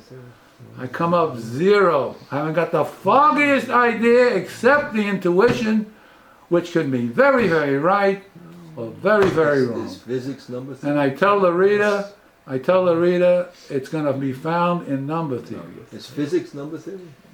No, Not geometry physics, physics. physics is the use. Physics here is the use of mathematization All the to math. It's use of relate to number theory. measurement It's and use of number experiment. theory? Huh? It's use of number theory? Physics? Well, it has to have the mathematics. So Whatever the math is mathematics is available. either geometry, where it's a geometrization of space and so on and so on, or number theory. Number theory deals with time. Well, that's the connection. I'm making the connection. I'm making the connection. So when it comes from the negative, it's very strong. When it comes from the positive, somebody's going to read the book. We're going to get it published. It's going to be 50, 60 pages of working with a special method that hit me like a ton of bricks 2 months ago, where when I'm reading something and something comes into my mind, whatever comes in, eat steak. Whatever comes in, stop the reading and start to write. Not knowing what you're going to write. On the spot, not 10 minutes later, not when you wake up in the morning, you Sounds had an like idea at dream night, and it filters in your mind and so on. Everybody does that, and everybody has that as part of creativity. You sleep on it, all of a sudden, you wake up in the morning, it's clear. Whatever, however it works, not important. The point is You're gonna be that, James Joyce Levinson. yeah, right. So, why do you say James Joyce? The writing that was Yeah, just okay. text. Yeah, because you were in Beckett and Ulysses, yeah. It's Oh, stream of yeah. consciousness writing. That's a stream of, yeah. So it's a form. It's not exactly Proust, but I mean, I happen to have studied these guys because I took a course in So the intelligent. 19th century British novel at the That's how the University of editors Chicago with a guy He did named, print it that way. I forget his name, Edgar Alden, I think his name was. It was a great course. One of the greatest courses I ever took. It dealt with D.H. Lawrence, Thomas Hardy, Proust, James Joyce. D.H. Lawrence just started with Lawrence. But I remember I called it analytic notes because I didn't give a damn about the novels. I didn't care about the novels. He was dealing with the structures of the novel, and it was a great course. He was part of what they call the Chicago School of Criticism. And a real leader in the whole field. But I took analytic notes. I was listening to what he said and trying to formulate the philosophical underpinnings and concept that he's using to discuss and talk about the work, Ulysses and so on in the course. And I called it analytic notes, and I learned such a fantastic amount because I did it myself. I was making my own curriculum, and involved in it, and so I learned a lot about the novel, Proust and so on. And the modern version is Beckett.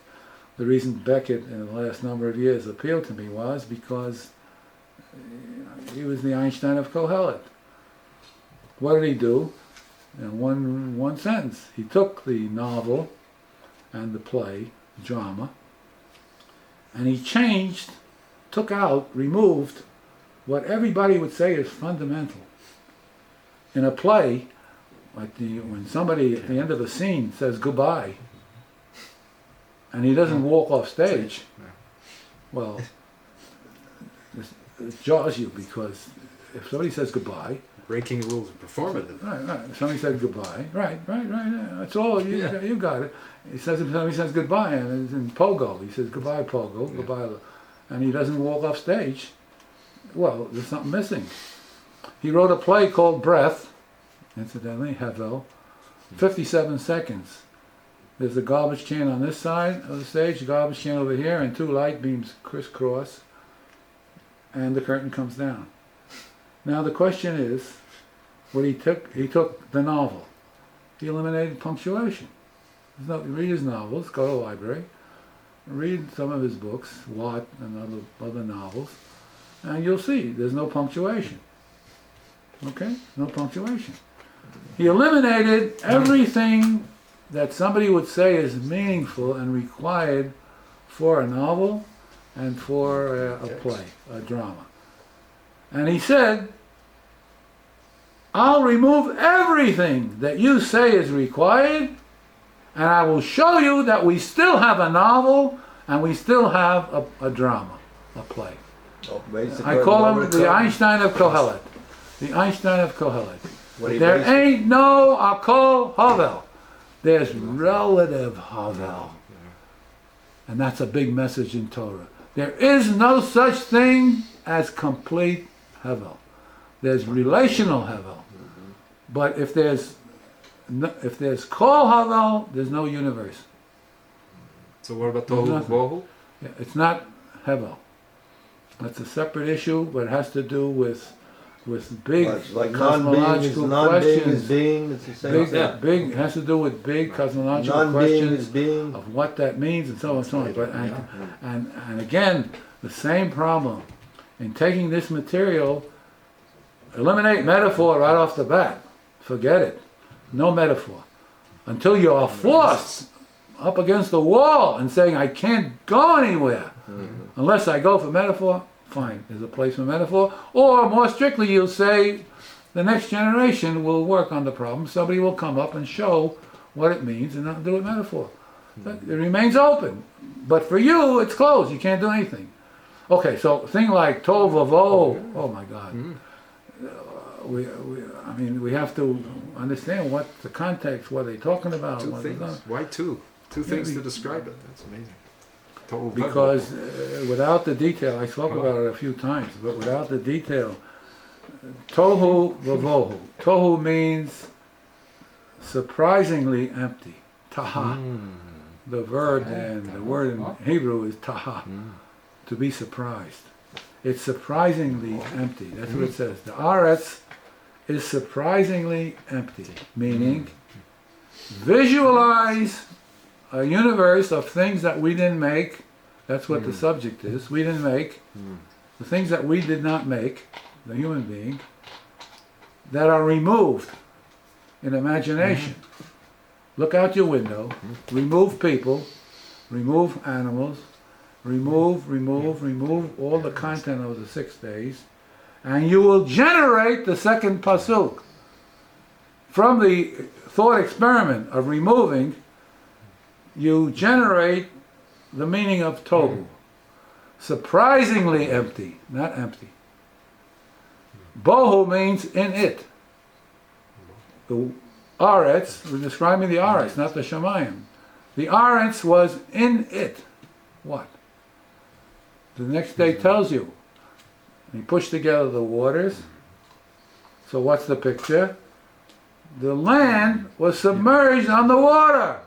And when you look down top view through the depth of the clear ocean, right? You saw the concentric circles. That's what you saw. You saw 2 dimensions, not 3. The mind made it 3, but you see flat. When you look down top view, like a mechanical drawing. In mechanical drawing, we used to have top view, side view, and then a picture of the object, so the reader gets the picture. But it's to read a blueprint, you have to hold cup because it's 2-dimensional. So when you have top view, that's what the exam was. The exam to become a teacher, a shop teacher, was how do we see hidden holes, hidden lines in the drawing? You understand? We have to see what the drawing is supposed to tell you what to do, where to put the hole, where to drill the hole, and so on and so on. So that's an art. I happen to be very good at mechanical drawing. It was a great. The only thing is my hands sweated, so I used to get the paper dirty. I used to hand in the paper with all his finger marks, smudges on the paper. But you needed to Which the draw. professor didn't like. But I took drawing, and then there was such a thing called triangulation, which is like if you want to make a flue for a roof, where the pipe goes this way and this way and this way and it's bent. And you see when the guy makes it, he solders the seam. Well, we had to do that in drawing, and it's called triangulation. And then you would have to make a paper or cardboard model and actually fold it and bend it the way you're supposed to bend the metal in the drawing. somebody would follow the drawing, he'd mess up. In any event, so all I'm saying is here is that the relevance, it's right up on the top. So when you talk about Tovavo and all this kind of thing, each of the terms is relevant. Now in this case, it's a big complicated picture which has to be worked and so on. But in other cases, it's more simple. I gave the example I found about the Chumash talks about Mayim and Mayim Chamim. Mayim Chayim. 4 or 5 places Mayim Chayim. David had the problem, and then I took over the problem, and they said, what's the difference? It turns out to be the case that in every single country on the planet, there are places where the water from a well or from a spring or whatever, where the composition of the water, mineral-wise and solubility-wise, comes very close to the water in the human body and infuses it with an energy dimension.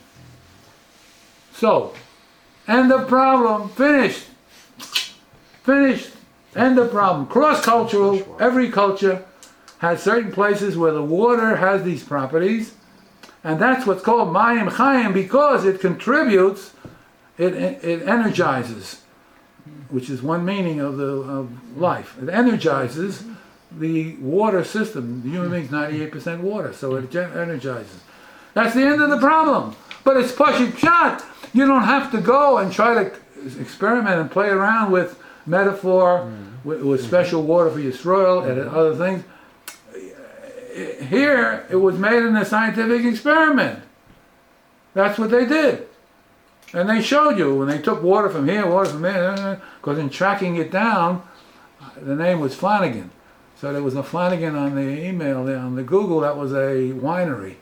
I said, oh, I got it. They probably use this water in their wine manufacturing. Be reasonable, right?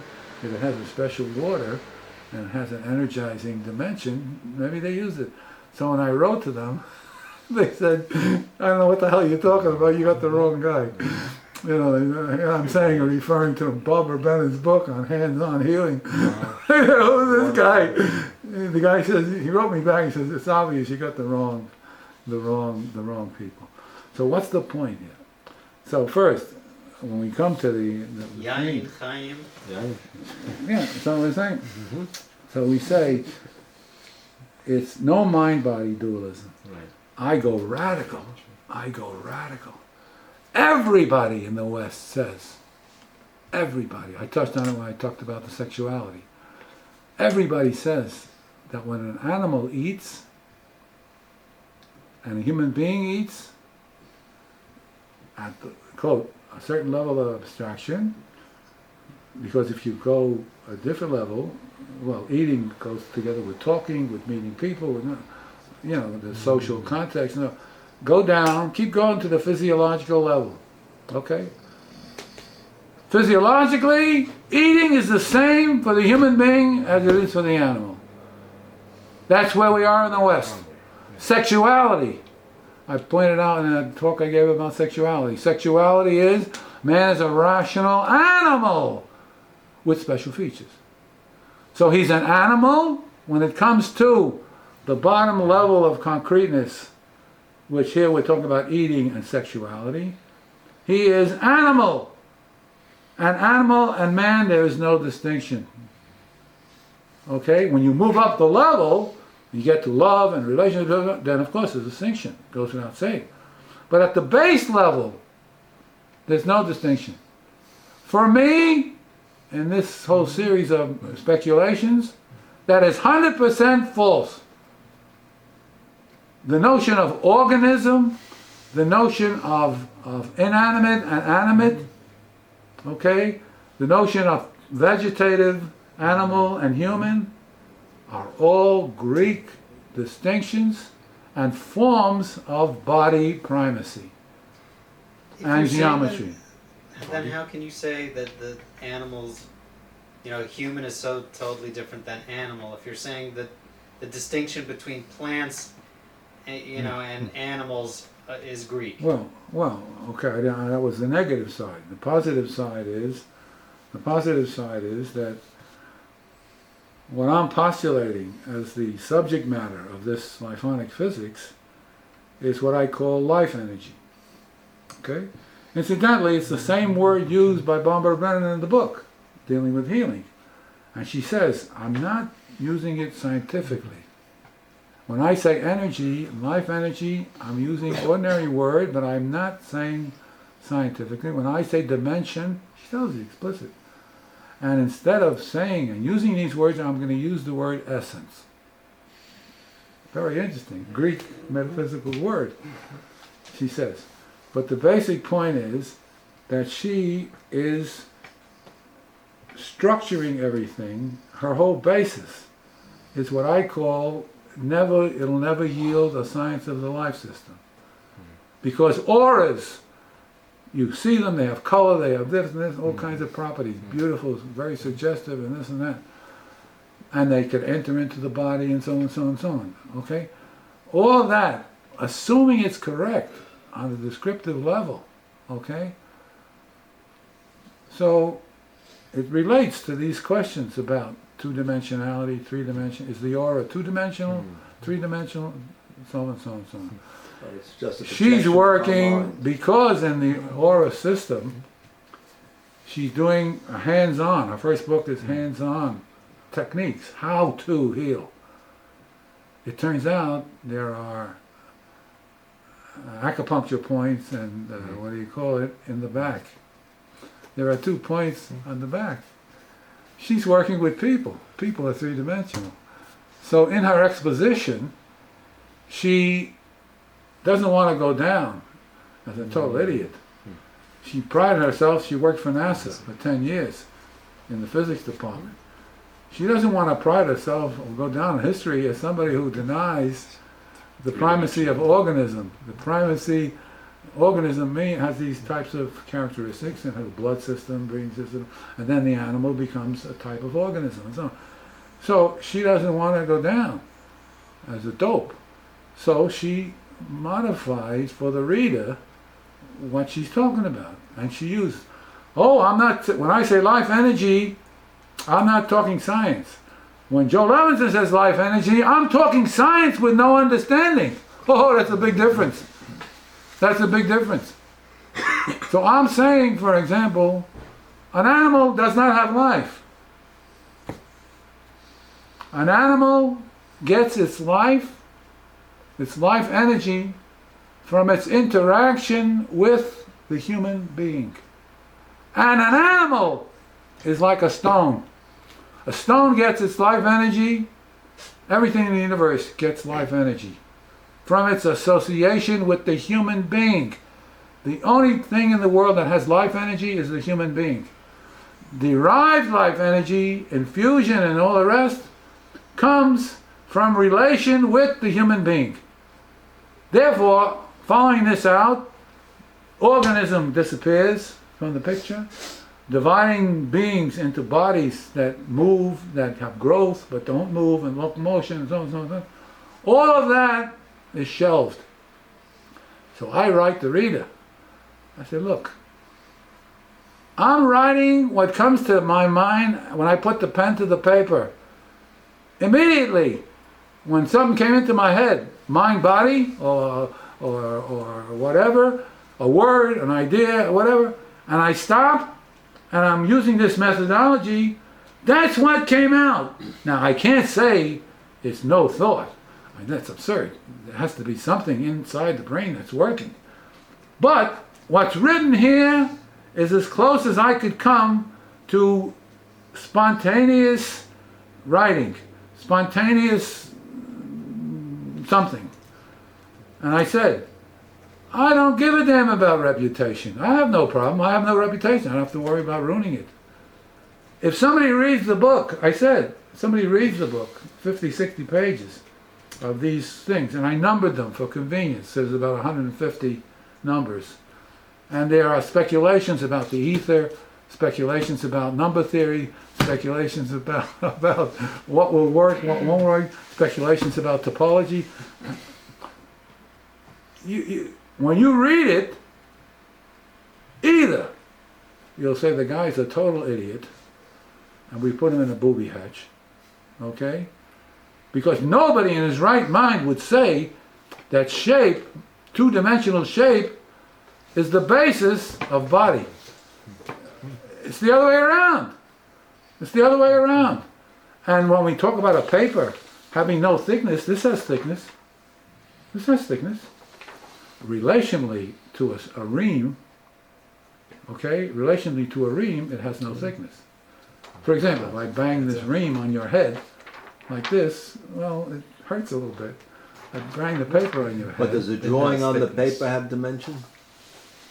The drawing of paper, of course, it's two Now, dimensions. what changed in Leonardo's lifetime Oh, that all of a sudden he started drawing in perspective, because three-dimensionally? the primacy of body. That's a good question, and part of the answer, I don't have the full answer, is the shift in Leonardo and the modern science of the primacy of body. Newtonian physics is built exclusively on the notion of body and three-dimensionality. And the piece I sent you that Chaim Meir sent me about topology, very enlightening and suggestive. Newton was much later than Leonardo, wasn't he? Yeah, but anyway, but it's the movement in this direction. That's the thing. But the thing is fundamentally from the Greek. But part of it is this. I don't know the full answer, but part of it relates to this. So all I'm saying is that we have to get into a mindset of entering the Chumash world in such a way that we don't jump right away to these half-truths, shall we say, that constitute modernity. We take seriously, and we then probe. And I say that if we will probe properly, and different contexts, we may hit something that will emerge for the Einstein of biology, and some of you will hit the mathematics. Right now, we do not know where the blitz will come from.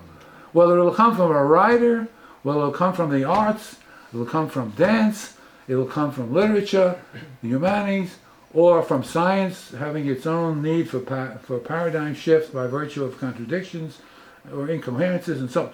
We don't know where it's going to come from. That's why we're in the Orient. There's no science in the Orient, but there are things that work.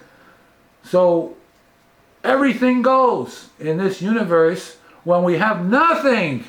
We have nothing. We are totally bankrupt in the West when it comes to the nature of the life system. So we're going everywhere, to the Tibetan Book of the Dead, and to this and to that and so on and so on, to try to get some indication. It's very strong from the negative and very weak from the positive. The point being, it could be that 1,000 negatives may trigger off something positive, and it will move into the next phase of the generation. Into the next scientific revolution. That's where it is. So from the point of view, to complete the thing, from the point of view of Torah, the fact that Torah is losing its life relation, its ideas and premises are such that are working counter life indication. And so we want to readdress that, redo that. So by having humanism, Reform Judaism, that's peanuts. That's not rich enough in the modern world. People could learn that no matter what you take as a style of living in the open society which is today, it's exactly the same whether you're religious or not religious. When you examine what's going on, the way you relate to the thing, there's doing a mitzvah with seriousness, and there's doing a mitzvah without seriousness. And doing the mitzvah, there's going with the flow and not examining the flow. There's eliminating metaphysics superstructure, which for most people is myth. In the contemporary scientific world, metaphysics is the status of myth. We're in a scientific, technological world. Our problem is, how do we take our fundamental institutions and transform them in a way which will dovetail better with this. So it relates all the way from futuristics in Buckminster Fuller to why is political organization the structure of society? Why is political? We need planet Earth. We need ecological structuration. Why is politic? People voting, put somebody in office, give them authority, and so on and so on. Why is that the fundamental? Maybe it's time that we throw it away, reconstruct it. And the other won't become political. No. See, you illustrate the point right off the bat. The way you talk, not you, I mean, as an example, that's what we have to eliminate. See, what we have to say, take it as a subject for inquiry, not come in with our pat answers like you just gave. That's what I used to do. You didn't have to study, I didn't have to read, before I studied how to give political philosophy courses, I had to study the Constitution of the States, Constitutional law, the Federalist Papers, and all the Montesquieu and Locke and all. I mean, you just, shoot from the hip. I was a naive liberal in those days when I was young, and I said, well, there was Norman Rockwell, a Nazi. He should be allowed to speak on campus. Even though the content of his speech destroys the right or the privilege of having freedom of speech. Well, I learned it from the street.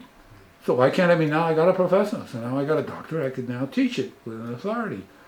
What do I know about it? Nothing. Nothing. Ignoramus, legamre. So if somebody put me over the coals and says, you're a dope. You don't know anything. So it took 2 years. I said, so give me a reading list. Well, that reading list took me 2 years. And in 2 years, I began to teach everything. I at least moved to another level, shall we say, of sophistication in dealing with the political. Was that your move out of liberalism? Sure. I realized that it's one of these cliches, liberal egalitarianism. And the university is full of relativism and liberal egalitarianism, and it's not rich enough to capture what the founding fathers meant by democracy, what the whole history of civilization means by government. And there was such a world out there that yours truly was an ignoramus.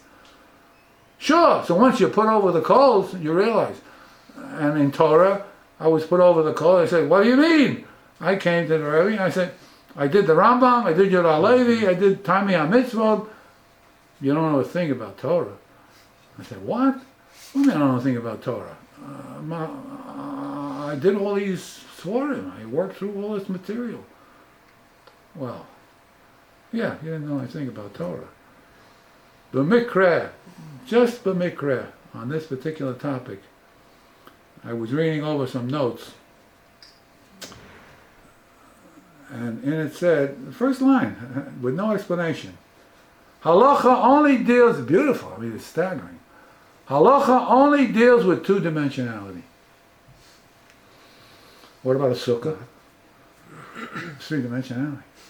Now, here's a halachic genius, not the college professor, who said, and I took the note down because I heard it from him, I wouldn't write that myself. I wrote it as, it was happened to be the first line on the page. No explanation. Sukkah's two-dimensional. Wait, no exclamation, no explanation. Wait, I'm only telling you the fact. Here's the thing, it said on one line, in the halacha, there's only two-dimensionality. It's true for a sukkah also. Wait. That's what he's saying. Wait. No. Right. Okay, all I'm saying is, when you read something like that from a halachist, and a great halachist, What? you have to walk away and say, well, I don't quite understand what we're talking about. Because it seems that we make things that we live in a world of three-dimensionality, of people, things, and so on, and this is related. So, what does he mean? What does he mean? And so on, so on, so on. Reality is the laws. Yeah, whatever it is. The point I'm only showing is how to enter, method, how to enter. Not to say it can't be, it's impossible. But if somebody like that said it, it deserves inquiry. When you've probed it at this level, and then 10 years later you probe it again, and it never goes out of your mind for 50 years, okay, so you say, look, I don't understand it. I never solved the problem. It's open for somebody else, but it's not shtuyot.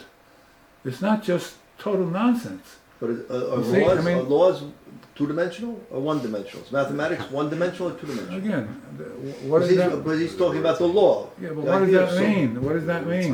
But what does he mean it's two-dimensional? He's not talking He's about the the law. abstract idea of sukkah. He's not It's a talking law. about. Okay, but he's not.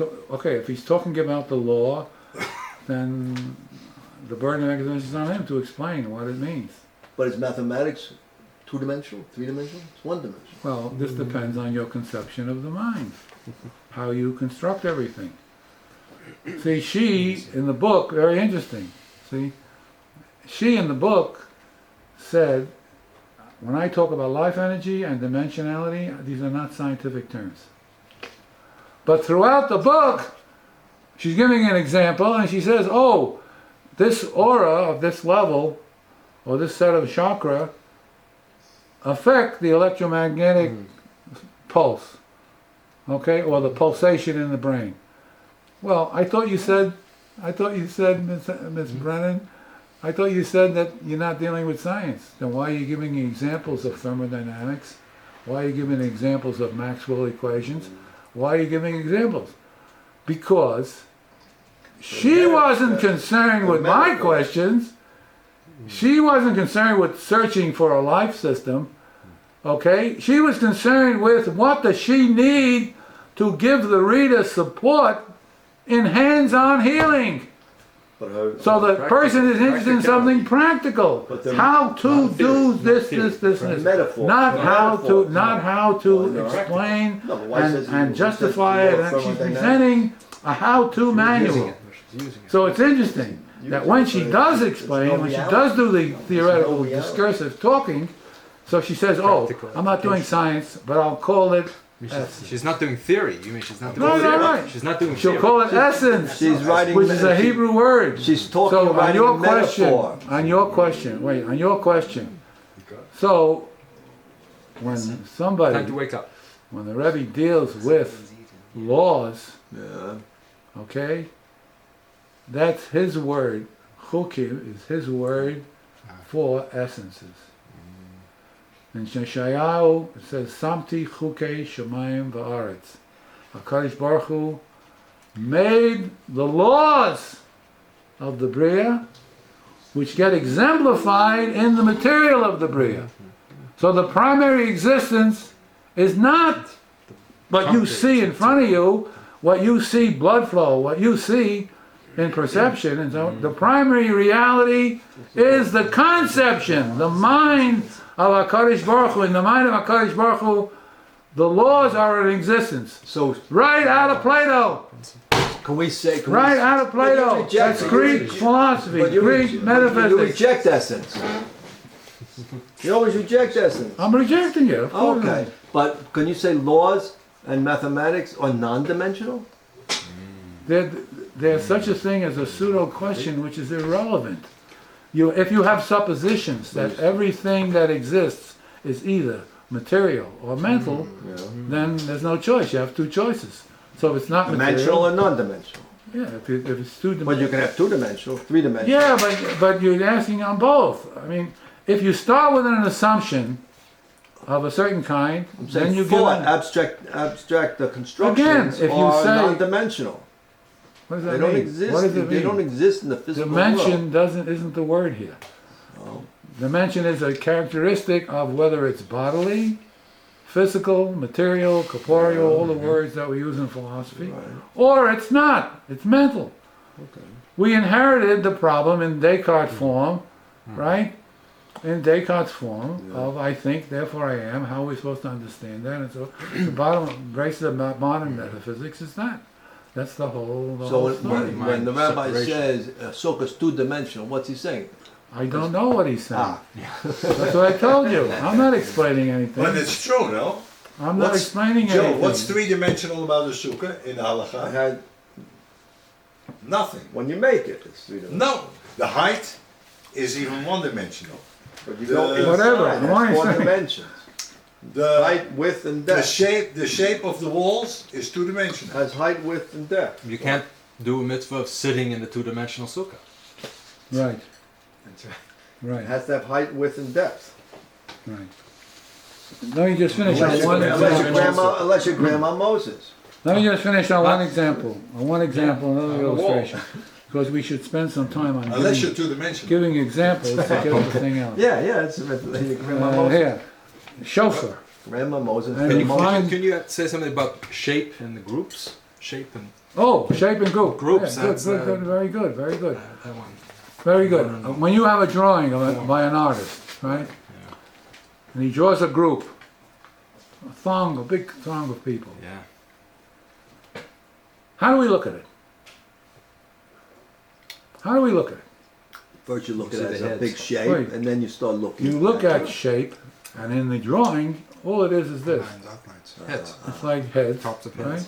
Heads, Yeah. okay, heads. As you visualize it, if you've seen one, you've seen them all. An alternative way of looking at the shape, it's a shape. Comes in through perception. It's a shape. Yeah. Looks like this, the heads. Another way is to say, wow, what a crowd. Unbelievable. They say it's 5,000, it's 10,000. Look at what we got. We got two different ways of looking at the same picture, the same visualization.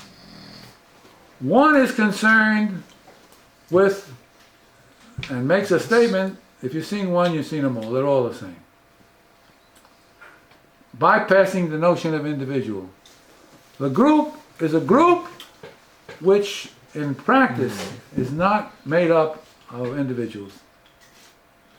Has its own type of existence and its own perception, its own shape. And somebody else says, oh no, a group is made up of individuals. And if you look carefully, or if the artist wanted to give you a good visualization, he would have painted crooked nose, eye, one tooth missing, and he would get and capture individuals. A photograph. So what do we see? Two fundamentally different entries into the same visualization. One is antiquity and one is contemporary. Which is which? Which is which? In terms of depiction. You mean. Yeah, depiction. yeah. Depiction. Which is Is which? wrong. Antiquity has individuals. No. No. The opposite. Antiquity has the opposite. Okay. It's group. Of course. Group In or other all words- the same. Or all, right. Yeah. All All the same. the same. In other words, never mind the answer. Yeah. Never mind All the the answer. Never mind the answer. But look what's done. Look what you just did. Answer is- You had a question, you answered one way, and you answered another way. Now we can talk. Don't you understand? We now made a construction of a universe of discourse in 1 minute, where on this particular point, we can now talk. We can go to the text, and where it says Rav, and where it says Rabim, and where it uses group and individual language, grammatically, contextually. We got subject matter. We can talk now. You could start giving a talk next week on the topic. You could relate. That's the goal. The goal is, how do we get material from the Chumash text? Call it whatever you want. I'm calling it vestiges of antiquity and so on. But how do we get material that generates up-to-date contemporary conversation? Because every one of these topics is a subject in a scientific experiment. Every single one. I'm not wrong. Every single I'm not one. wrong. The form of all the individuals in the group are all the same, but they're identical to one individual. Right. Okay. You have to have specific Right. descriptions. Right. right, of right. one That's that applies to all. But I'm saying, what I'm trying to do, I'm trying to show, you're right. But No, but that shows that's what I'm talking about. But are we I'm- talking about something different from assertives and performatives? Oh, Something sure. completely different now. Sure, we moved away. We're negotiating. But I want to give What's you an negotiation? example. But I want to give you an example. Where do you Wait a put minute. negotiation? Wait a minute. When you examine the fundamentals, the category, you'll see they all fit into a picture. I didn't give it. I'll give it to you, but I didn't give it tonight for the moment. But the basic thing, I wanted to end on this notion of blowing shofar. Okay. So, what's the important thing? The sound. Right. But the sound occurs in a context. And the context can be very easily characterized as shape. Why? Because the blower, right? He holds the shofar in his hand, right? And it has shape, topological features. So, we could isolate the voice, but that's not the total reality. The total reality is the whole context. And in the Kabbalah system, if he's red in the face from blowing, that redness, color, is one of the characteristics I'll talk about. But the fact that he gets red in the face when he blows the shofar is treated in Kabbalah systematics by the Sfirot and other concepts exactly in the same way as everything else is treated in the Kabbalah. Minhagim, practices, and so forth are all treated the same way as if it's a halacha or a halacha of Shiurim or Moshe Sinai or whatever.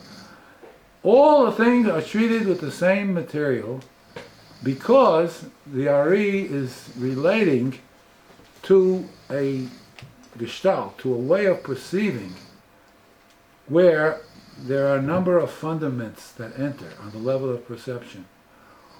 The primary one is shape, two-dimensional.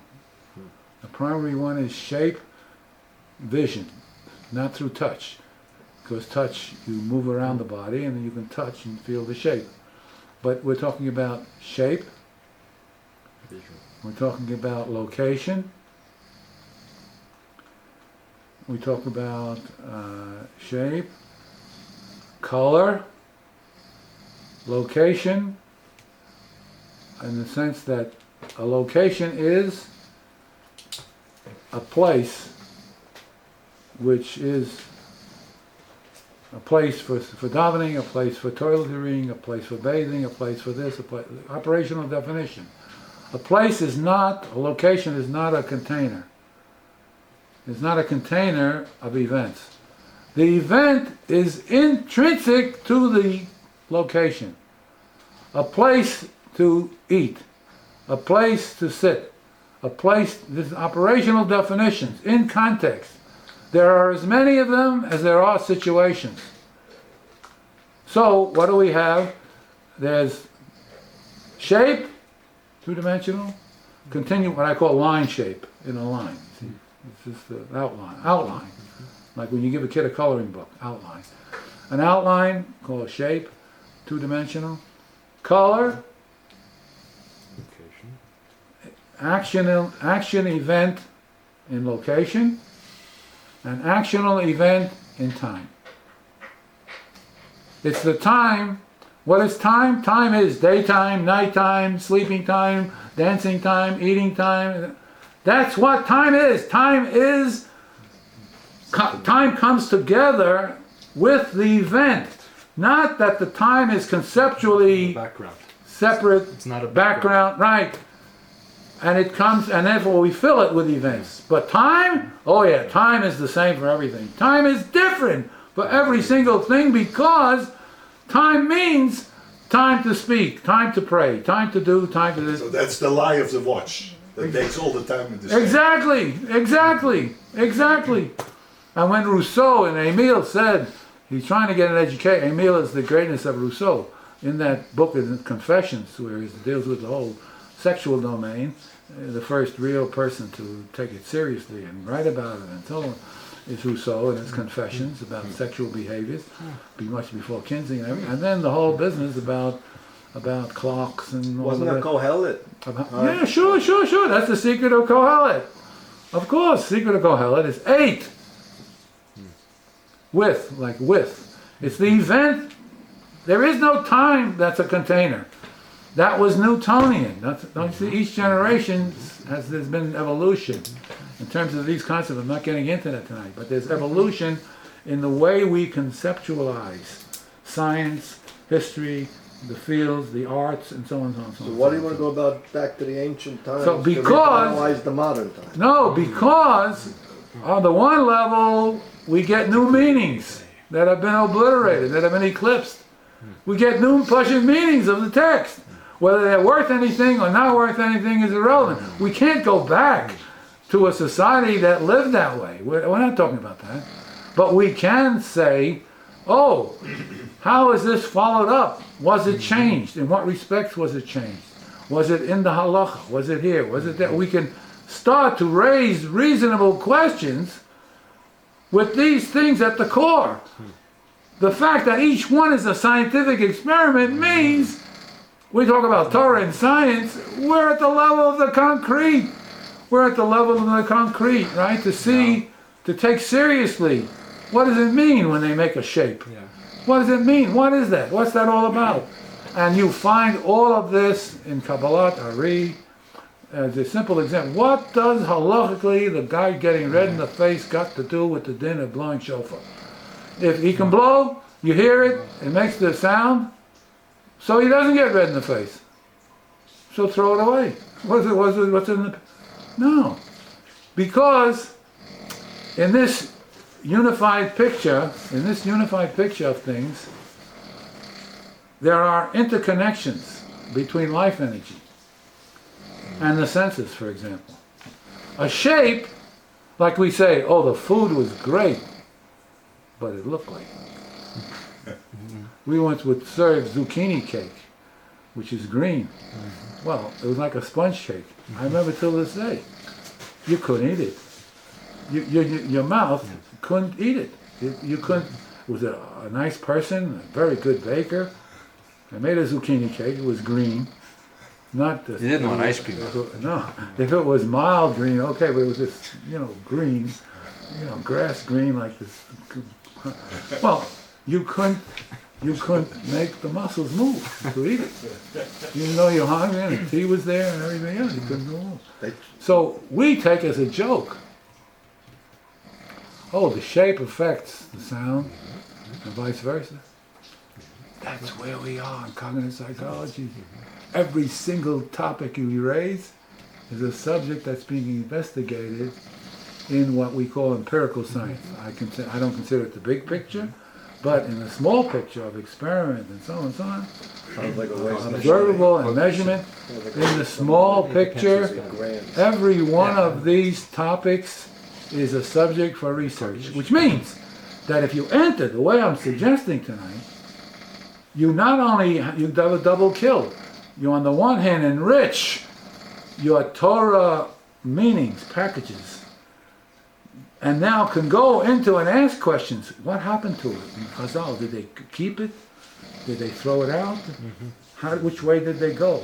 How did it go? How did well, you're in the modern world. You're right now relevant. He wants big questions. Isn't big questions. just the recreation of the state of Israel going to revitalize halacha and understand eventually? Just the fact but you're back here, rather than but you going make a back mistake. to You make a mistake. That really You cut off a level of abstraction. That's a new. You're cutting off a level of abstraction that's not telling which way and what and how to.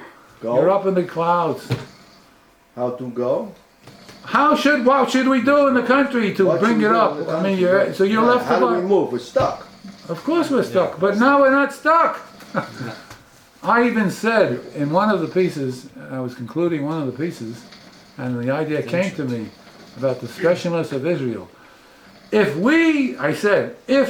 Israel, Medina Israel, will take the real lead in all of this that I'm talking about, the Arab problem will disappear like that. Why? just like people go to horoscopist for an operation, because if we got the goods, the hell with all the superstructure, it works, I get cured, I give a flower to the thing, I send a thing to the doctor, and I write a thank you note, Baruch Hashem, that we have Hadassah. All of this politics is peanuts, is nothing compared to the big picture, the big reconstruction. He wrote a book, Huntington wrote, on Western civilization. The civilizations, it's a battle of civilizations. They will not, my chushwas, they will not move until they each one complements the other. If the West is going to try to take over the Orient, it will fail. It's like when the Chaim Meir sent me the Mao, the Chinese Republic report for the last year. So in the, I don't know, 40 pages, I read the whole thing. And they want Chinese communism. Who wants a Chinese China? China. A new version. They want, that's what the motif of the writing is. And they spelled out a program how to do that. State They want communism, capitalism. they want communism Well, fascism. they want communism with the maximal tradition, the maximal old antiquarian culture that was China. They The want first fascism, culture they that want fascism. developed all of these things was China. The first culture was China, 6000 BC. The first culture that developed was China. Then it moved to India and so on. I told her, I said, oh Barbara, you made a mistake. You skipped ancient Near East. See, because in the middle between the Greeks and the China, there was 1500 BC where Torah people were inheriting vestiges of a pre-Hebraic society, which has in it all these things. I think I make the point. There's nothing to talk about.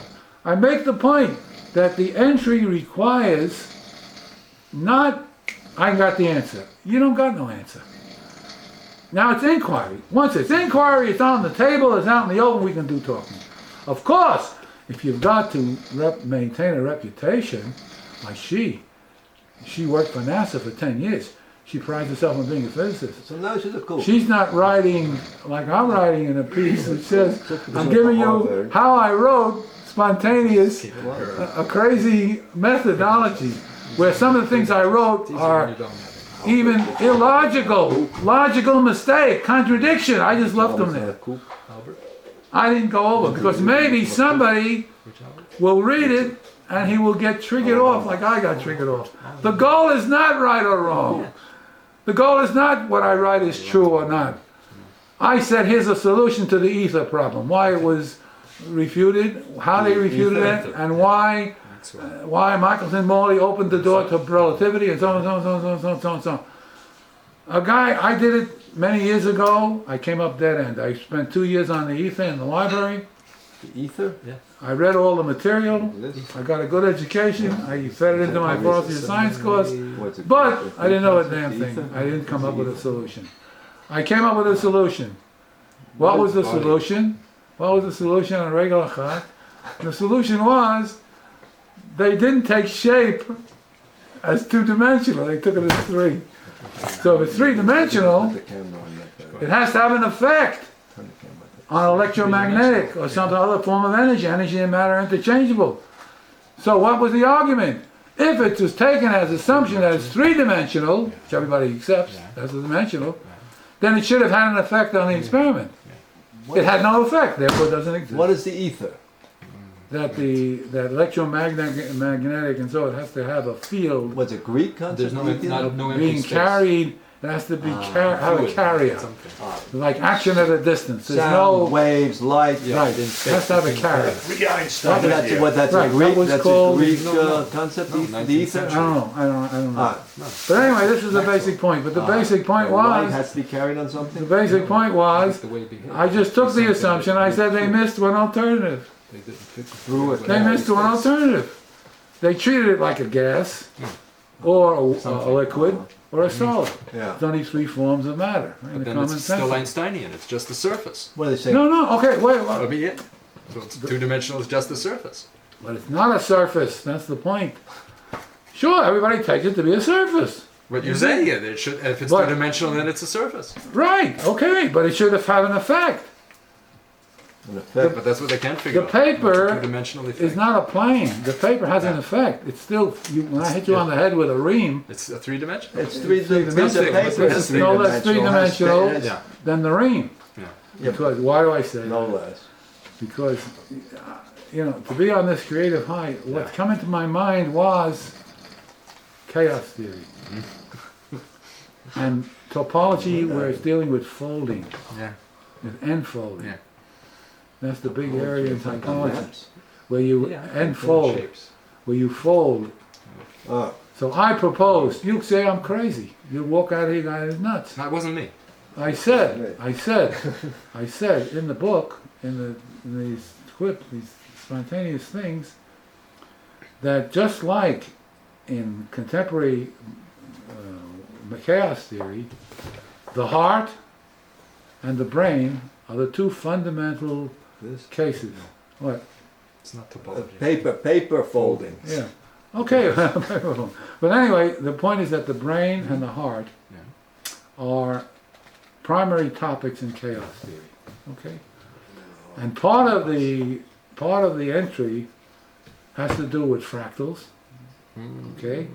And part of the entry has to do with I forgot what I want to say.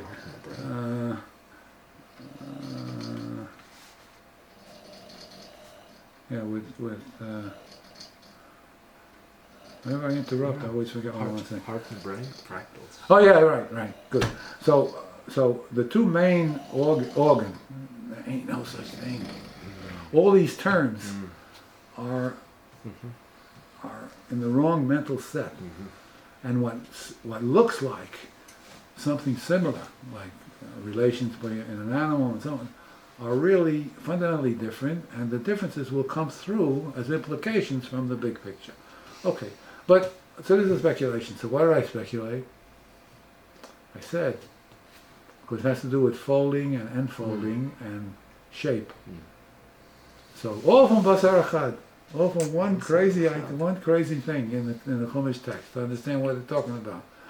So by treating it as line shape, as outline, I said, let's assume, take an assumption that the sexual relation between human beings is not only outline, it's not only two-dimensional shape, but is a chaotic phenomenon.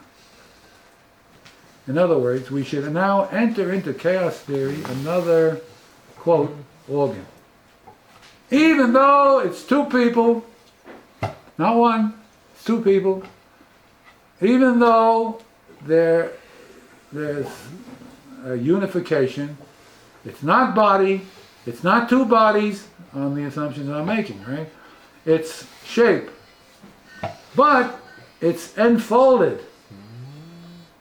Because one of the features in topology is folding and enfolding as it enters into chaos theory. So if you took a handkerchief and you crumpled it, if you could get the topology of that, you would see, it would help, I put it in a question way, it would help clear up something that I don't understand, the difference between chaos and random. What is the difference between random and chaotic? I don't have an answer. So I said, this will do it. This will clean up. How? I don't got the foggiest. How? But this will clean up. But to say in a book for publication that some guy is going to read it, and he says, and he reads the thing and he says, this guy is a nut. He's a sexual nutcase. Because he says that this thing is like a heart. This thing is like a brain. It has characteristics of enfolding. Like if I want to hurt you, I take the ream. I don't take this paper. If I'm in the body and I only have a small space, a volume, and if I have a small space and I need something to function in that, it'd be very good if you can put thins together So that conceptually, these are folded. It looks like solid. I'm a carpenter. I'm a craftsman. I can make wood glued together. You couldn't find where it is.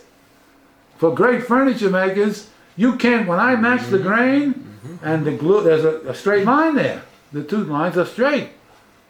But I can do it in such a way with glue and clamping and so on. And when you're a furniture maker, cabinet maker, you can do that such that you can't tell where the difference is. You'd say that's a solid. So we can have something that conceptually is two-dimensional, that when folded becomes three-dimensional. So functionally it's three-dimensional, but conceptually it's two-dimensional. Now, who is going to buy anything like that? If it's three-dimensional, it's three-dimensional. A man is a man is a man, a woman is a woman is a woman. What are you making a whole tumult? Well, to me, wow. When I wrote that and read it, I said, you're not crazy. You're touching at the core of where we are. Hilbert, the mathematician, said, he wrote a book called The Mathematical Imagination, and one thing he said was, a mathematician above all needs imagination. Well, yours truly in this work is giving you imagination. The reader will only have one conclusion. The guy is a total nutcase because he's saying things that nobody accepts. Who could say that? But he's telling you he doesn't understand. He's telling you he's writing to trigger off, just like I got triggered off from the method by reading in the middle of Brennan's book, which I'm going to go back and finish. Then I'll be finished with the method and so on and so on. Just like it triggered off. It's not whether she's right or wrong. I still don't have a clear, exact picture of what she means by an aura, what she means by chakra, exactly what are we talking about over here. But the way she writes... You have to see it. You have to see it. She does. Sure. It's vision. But look what it does. Look what it does.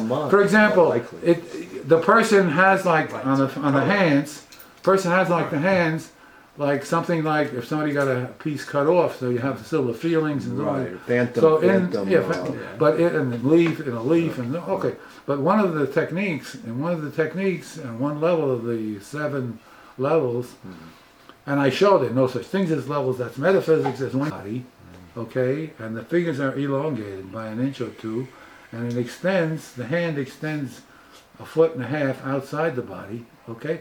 Look what she's talking. She's inside, outside. It's all body talk. It's all presupposing body talk. So then it dawned on me, I should give the kids a test. Because my senses, my chush is that in child development, you will see the child goes through all of these things at the different stages of development. And what we think is body is really shape, and then it generates. And at a certain point, it becomes Western civilization. And her model of thinking and logic is Einstein. And when I had that Piaget project, I said, even then, it was 40 years ago, even then, say, at that crossroads in child development, where she takes everything into symbolic logic, Bertrand Russell and Einstein in physics, let's stop, redo the experiments in cognition from the point of view of quantum theory, from the point of view of a different type of a theory that will get you into indeterminacy and things like that, and see what we can do. So the same Piaget observable material will lend itself to 2 totally different explanation packages. And we will learn a lot from that. Okay, so there's the same story. So all I'm indicating is the reason a Torah person has to go to this anthropological entry is first because we talk about Torah and science, we talk about our problems, and one set of problems has to do with the first not understanding, mixing up different levels of what we call life, what we call not, and so everything goes. You can enliven with falsehood. You can do this, you can do that. But yeah, you can enliven with falsehood. There's a place for that. I mean, each one, if the topics are structured in a certain way, every single one of them is talkable. And means that 2 people and 3 people and 10 people and 100 people don't bypass it. That's what we need, is the perking up, shaking up, significant shaking up of Torah and science. And they're coming together in the same tkufa. That's exactly where we are. We need a shake up in science and a shake up in Torah. And when I write, I did enough about Torah, there's more, plenty to do, but when I write in this piece, I frankly don't give a damn. Whether you call me an idiot, and you say the guy's in a booby hatch, and you won't even publish the thing. Because anybody who reads it will say, the guy is crazy, but it's good stuff. You can't bypass it. He captures my interest. He captures what I mean. So if I say it was a novel, you know, the reader would say, okay, I think I'm going to call it speculations. Whatever it is. But it's intuitions, that's all. And I said intuition can be very, very right and very, very wrong, but it's a significant shake-up from the foundations. That's the power. The power is it's not accepting, it's gone all the way. See? So in the Chumash, when it says they saw the thunder, that's real. That's not a metaphor. That's real. Because, as you know, like with the zucchini cake, the shape affects the taste. It's been shown all over the place. The shape affects the taste. The color. The color, and the color, of course. So there are 4, that's the point that I just, in the summary, I didn't make a lot of it, but the basic point is that there are 4 perception parameters that extend to everything, because everything is perceptible. Everything, there's no distinction between concept and percept. Don't you understand? That whole dualisms of every kind go out. So when I say that the animal doesn't have life, it gets life energy from the human being, the guy says, I don't know what you're talking about. I can't understand what you're talking about. But there was, even in philosophy and idealism, when there was Berkeley who said to be is to be perceived. Does the tree make a sound when it falls in the forest? No, it's not stupid. It's not, shall I say, merely So stupid. what you use, that's Adam It's perceiving interestingly stupid. Adam- Call it whatever you want. But Adam it's, perceiving the profoundly animal. You said, but, Merely. you said But- Adam perceiving the animal. I don't know. I mean, You said no, to it's be- just, to be it's perceived just, is to be, huh? to be to perceive. That's one of the sheet No, coded that's like idealism. Adam naming the animals, no? That's no. No, it's not perceiving That's them not and it. giving them life Naming energy. naming is making a performative. It's not perceiving. Uh-huh. It has a certain function. You're right. A big It's thing. perceiving their essence. A big thing in philosophy that I discovered, it took a long time, is, then this is why I like Heidegger so much, because every system of thought has givens. We call them assumptions that are taken for granted without explanation and without justification. And all we can do with them is use them. How they function. Again, the operational definition. But we do not justify. When you posit Euclidean axiom set, you say the shortest line between 2 points is a straight line, an axiom in the system, this is a given. To posit is to make a performative. This is a given, which means it is, but there's no justification, there's no explanation of what it is. There's no Nothing. That's what it means, given. You can't say it has Every to be single, so. that's right. Right. That's what we start with. But Right. And think about saying and showing. was parallel lines. don't Saying and meet showing, given? that's your point. That's the thing. That's Heidegger's conclusion. Was That par- metaphysics in talk yeah. implodes. was And all you parallel have is showing, Showing. no discourse, the end of philosophy, one of his books. was parallel lines a given? Hit on the button. No. Was it a taken given? as an Gimmick has nothing to do with this. It has to do with what's called given. So there are 2 types of That's what I'm saying, givens. that at one There are time- 2 at types one of time- givens. One given is perception, which has 4 components: shape, color, action event in location, in place, action event in time. Every perception has this combination. And I even suggest that it'll have all four.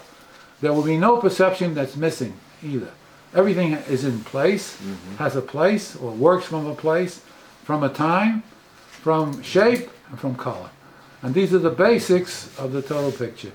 And I wanted to make a suggestion that maybe if we're trying to restructure the halacha to bring it closer to life, we could maybe think, how could we rewrite or teach the material in such a way that we see clearly the perception assumptions? That what looks like talking about color as dominant is talking about shape. What looks like it's talking about shape is talking about location, event or action in a location. So that the restructuration will give some fantastic surprises. It will put together things in halacha. Any one of them is actually referring to. That's the right, and it's implicit. holistic and all the rest of the, that's the point. So the idea was as a suggestion for restructure. I said it's just about Atkat to the Gula and its implications for different dinim, but this is richer. This is much richer than that. That was a local topic. This one is comprehensive. It cuts the whole story. So what we think Shabbat is about time, maybe it's not about time. Maybe it's about shape as the dominant percept. Okay, so all we're saying is once you open the question as reasonable, you'll be surprised the answers will come back. Some of them will be very reasonable and will make sense, but not predictable. They're going to emerge. By doing the work, by being in it, they'll emerge. The answer emerges. The closest I came to emergence was this method, was this methodology. And I mentioned in passing, when I spoke to one of the guys who's an expert on Peirce, the greatest American philosopher, Peirce left 80,000 pages in manuscript, and he used this method for 45 years. Namely, anything that came to his head was relevant. When I mentioned this to somebody, he said, you know, you're crazy. It's your consciousness. Do you know enough about chaos theory, about this theorem, and about that, and about this, and about that? Do you know enough to even write something like that? It's my consciousness. So I say, why not? What's the problem? Something came into my head, Mobius strip. I wrote something on Mobius strip. I have no idea what I wrote. And I don't even understand what I wrote. What? I just, like, capturing on the spot, as close as you can, the spontaneous entry. Connections.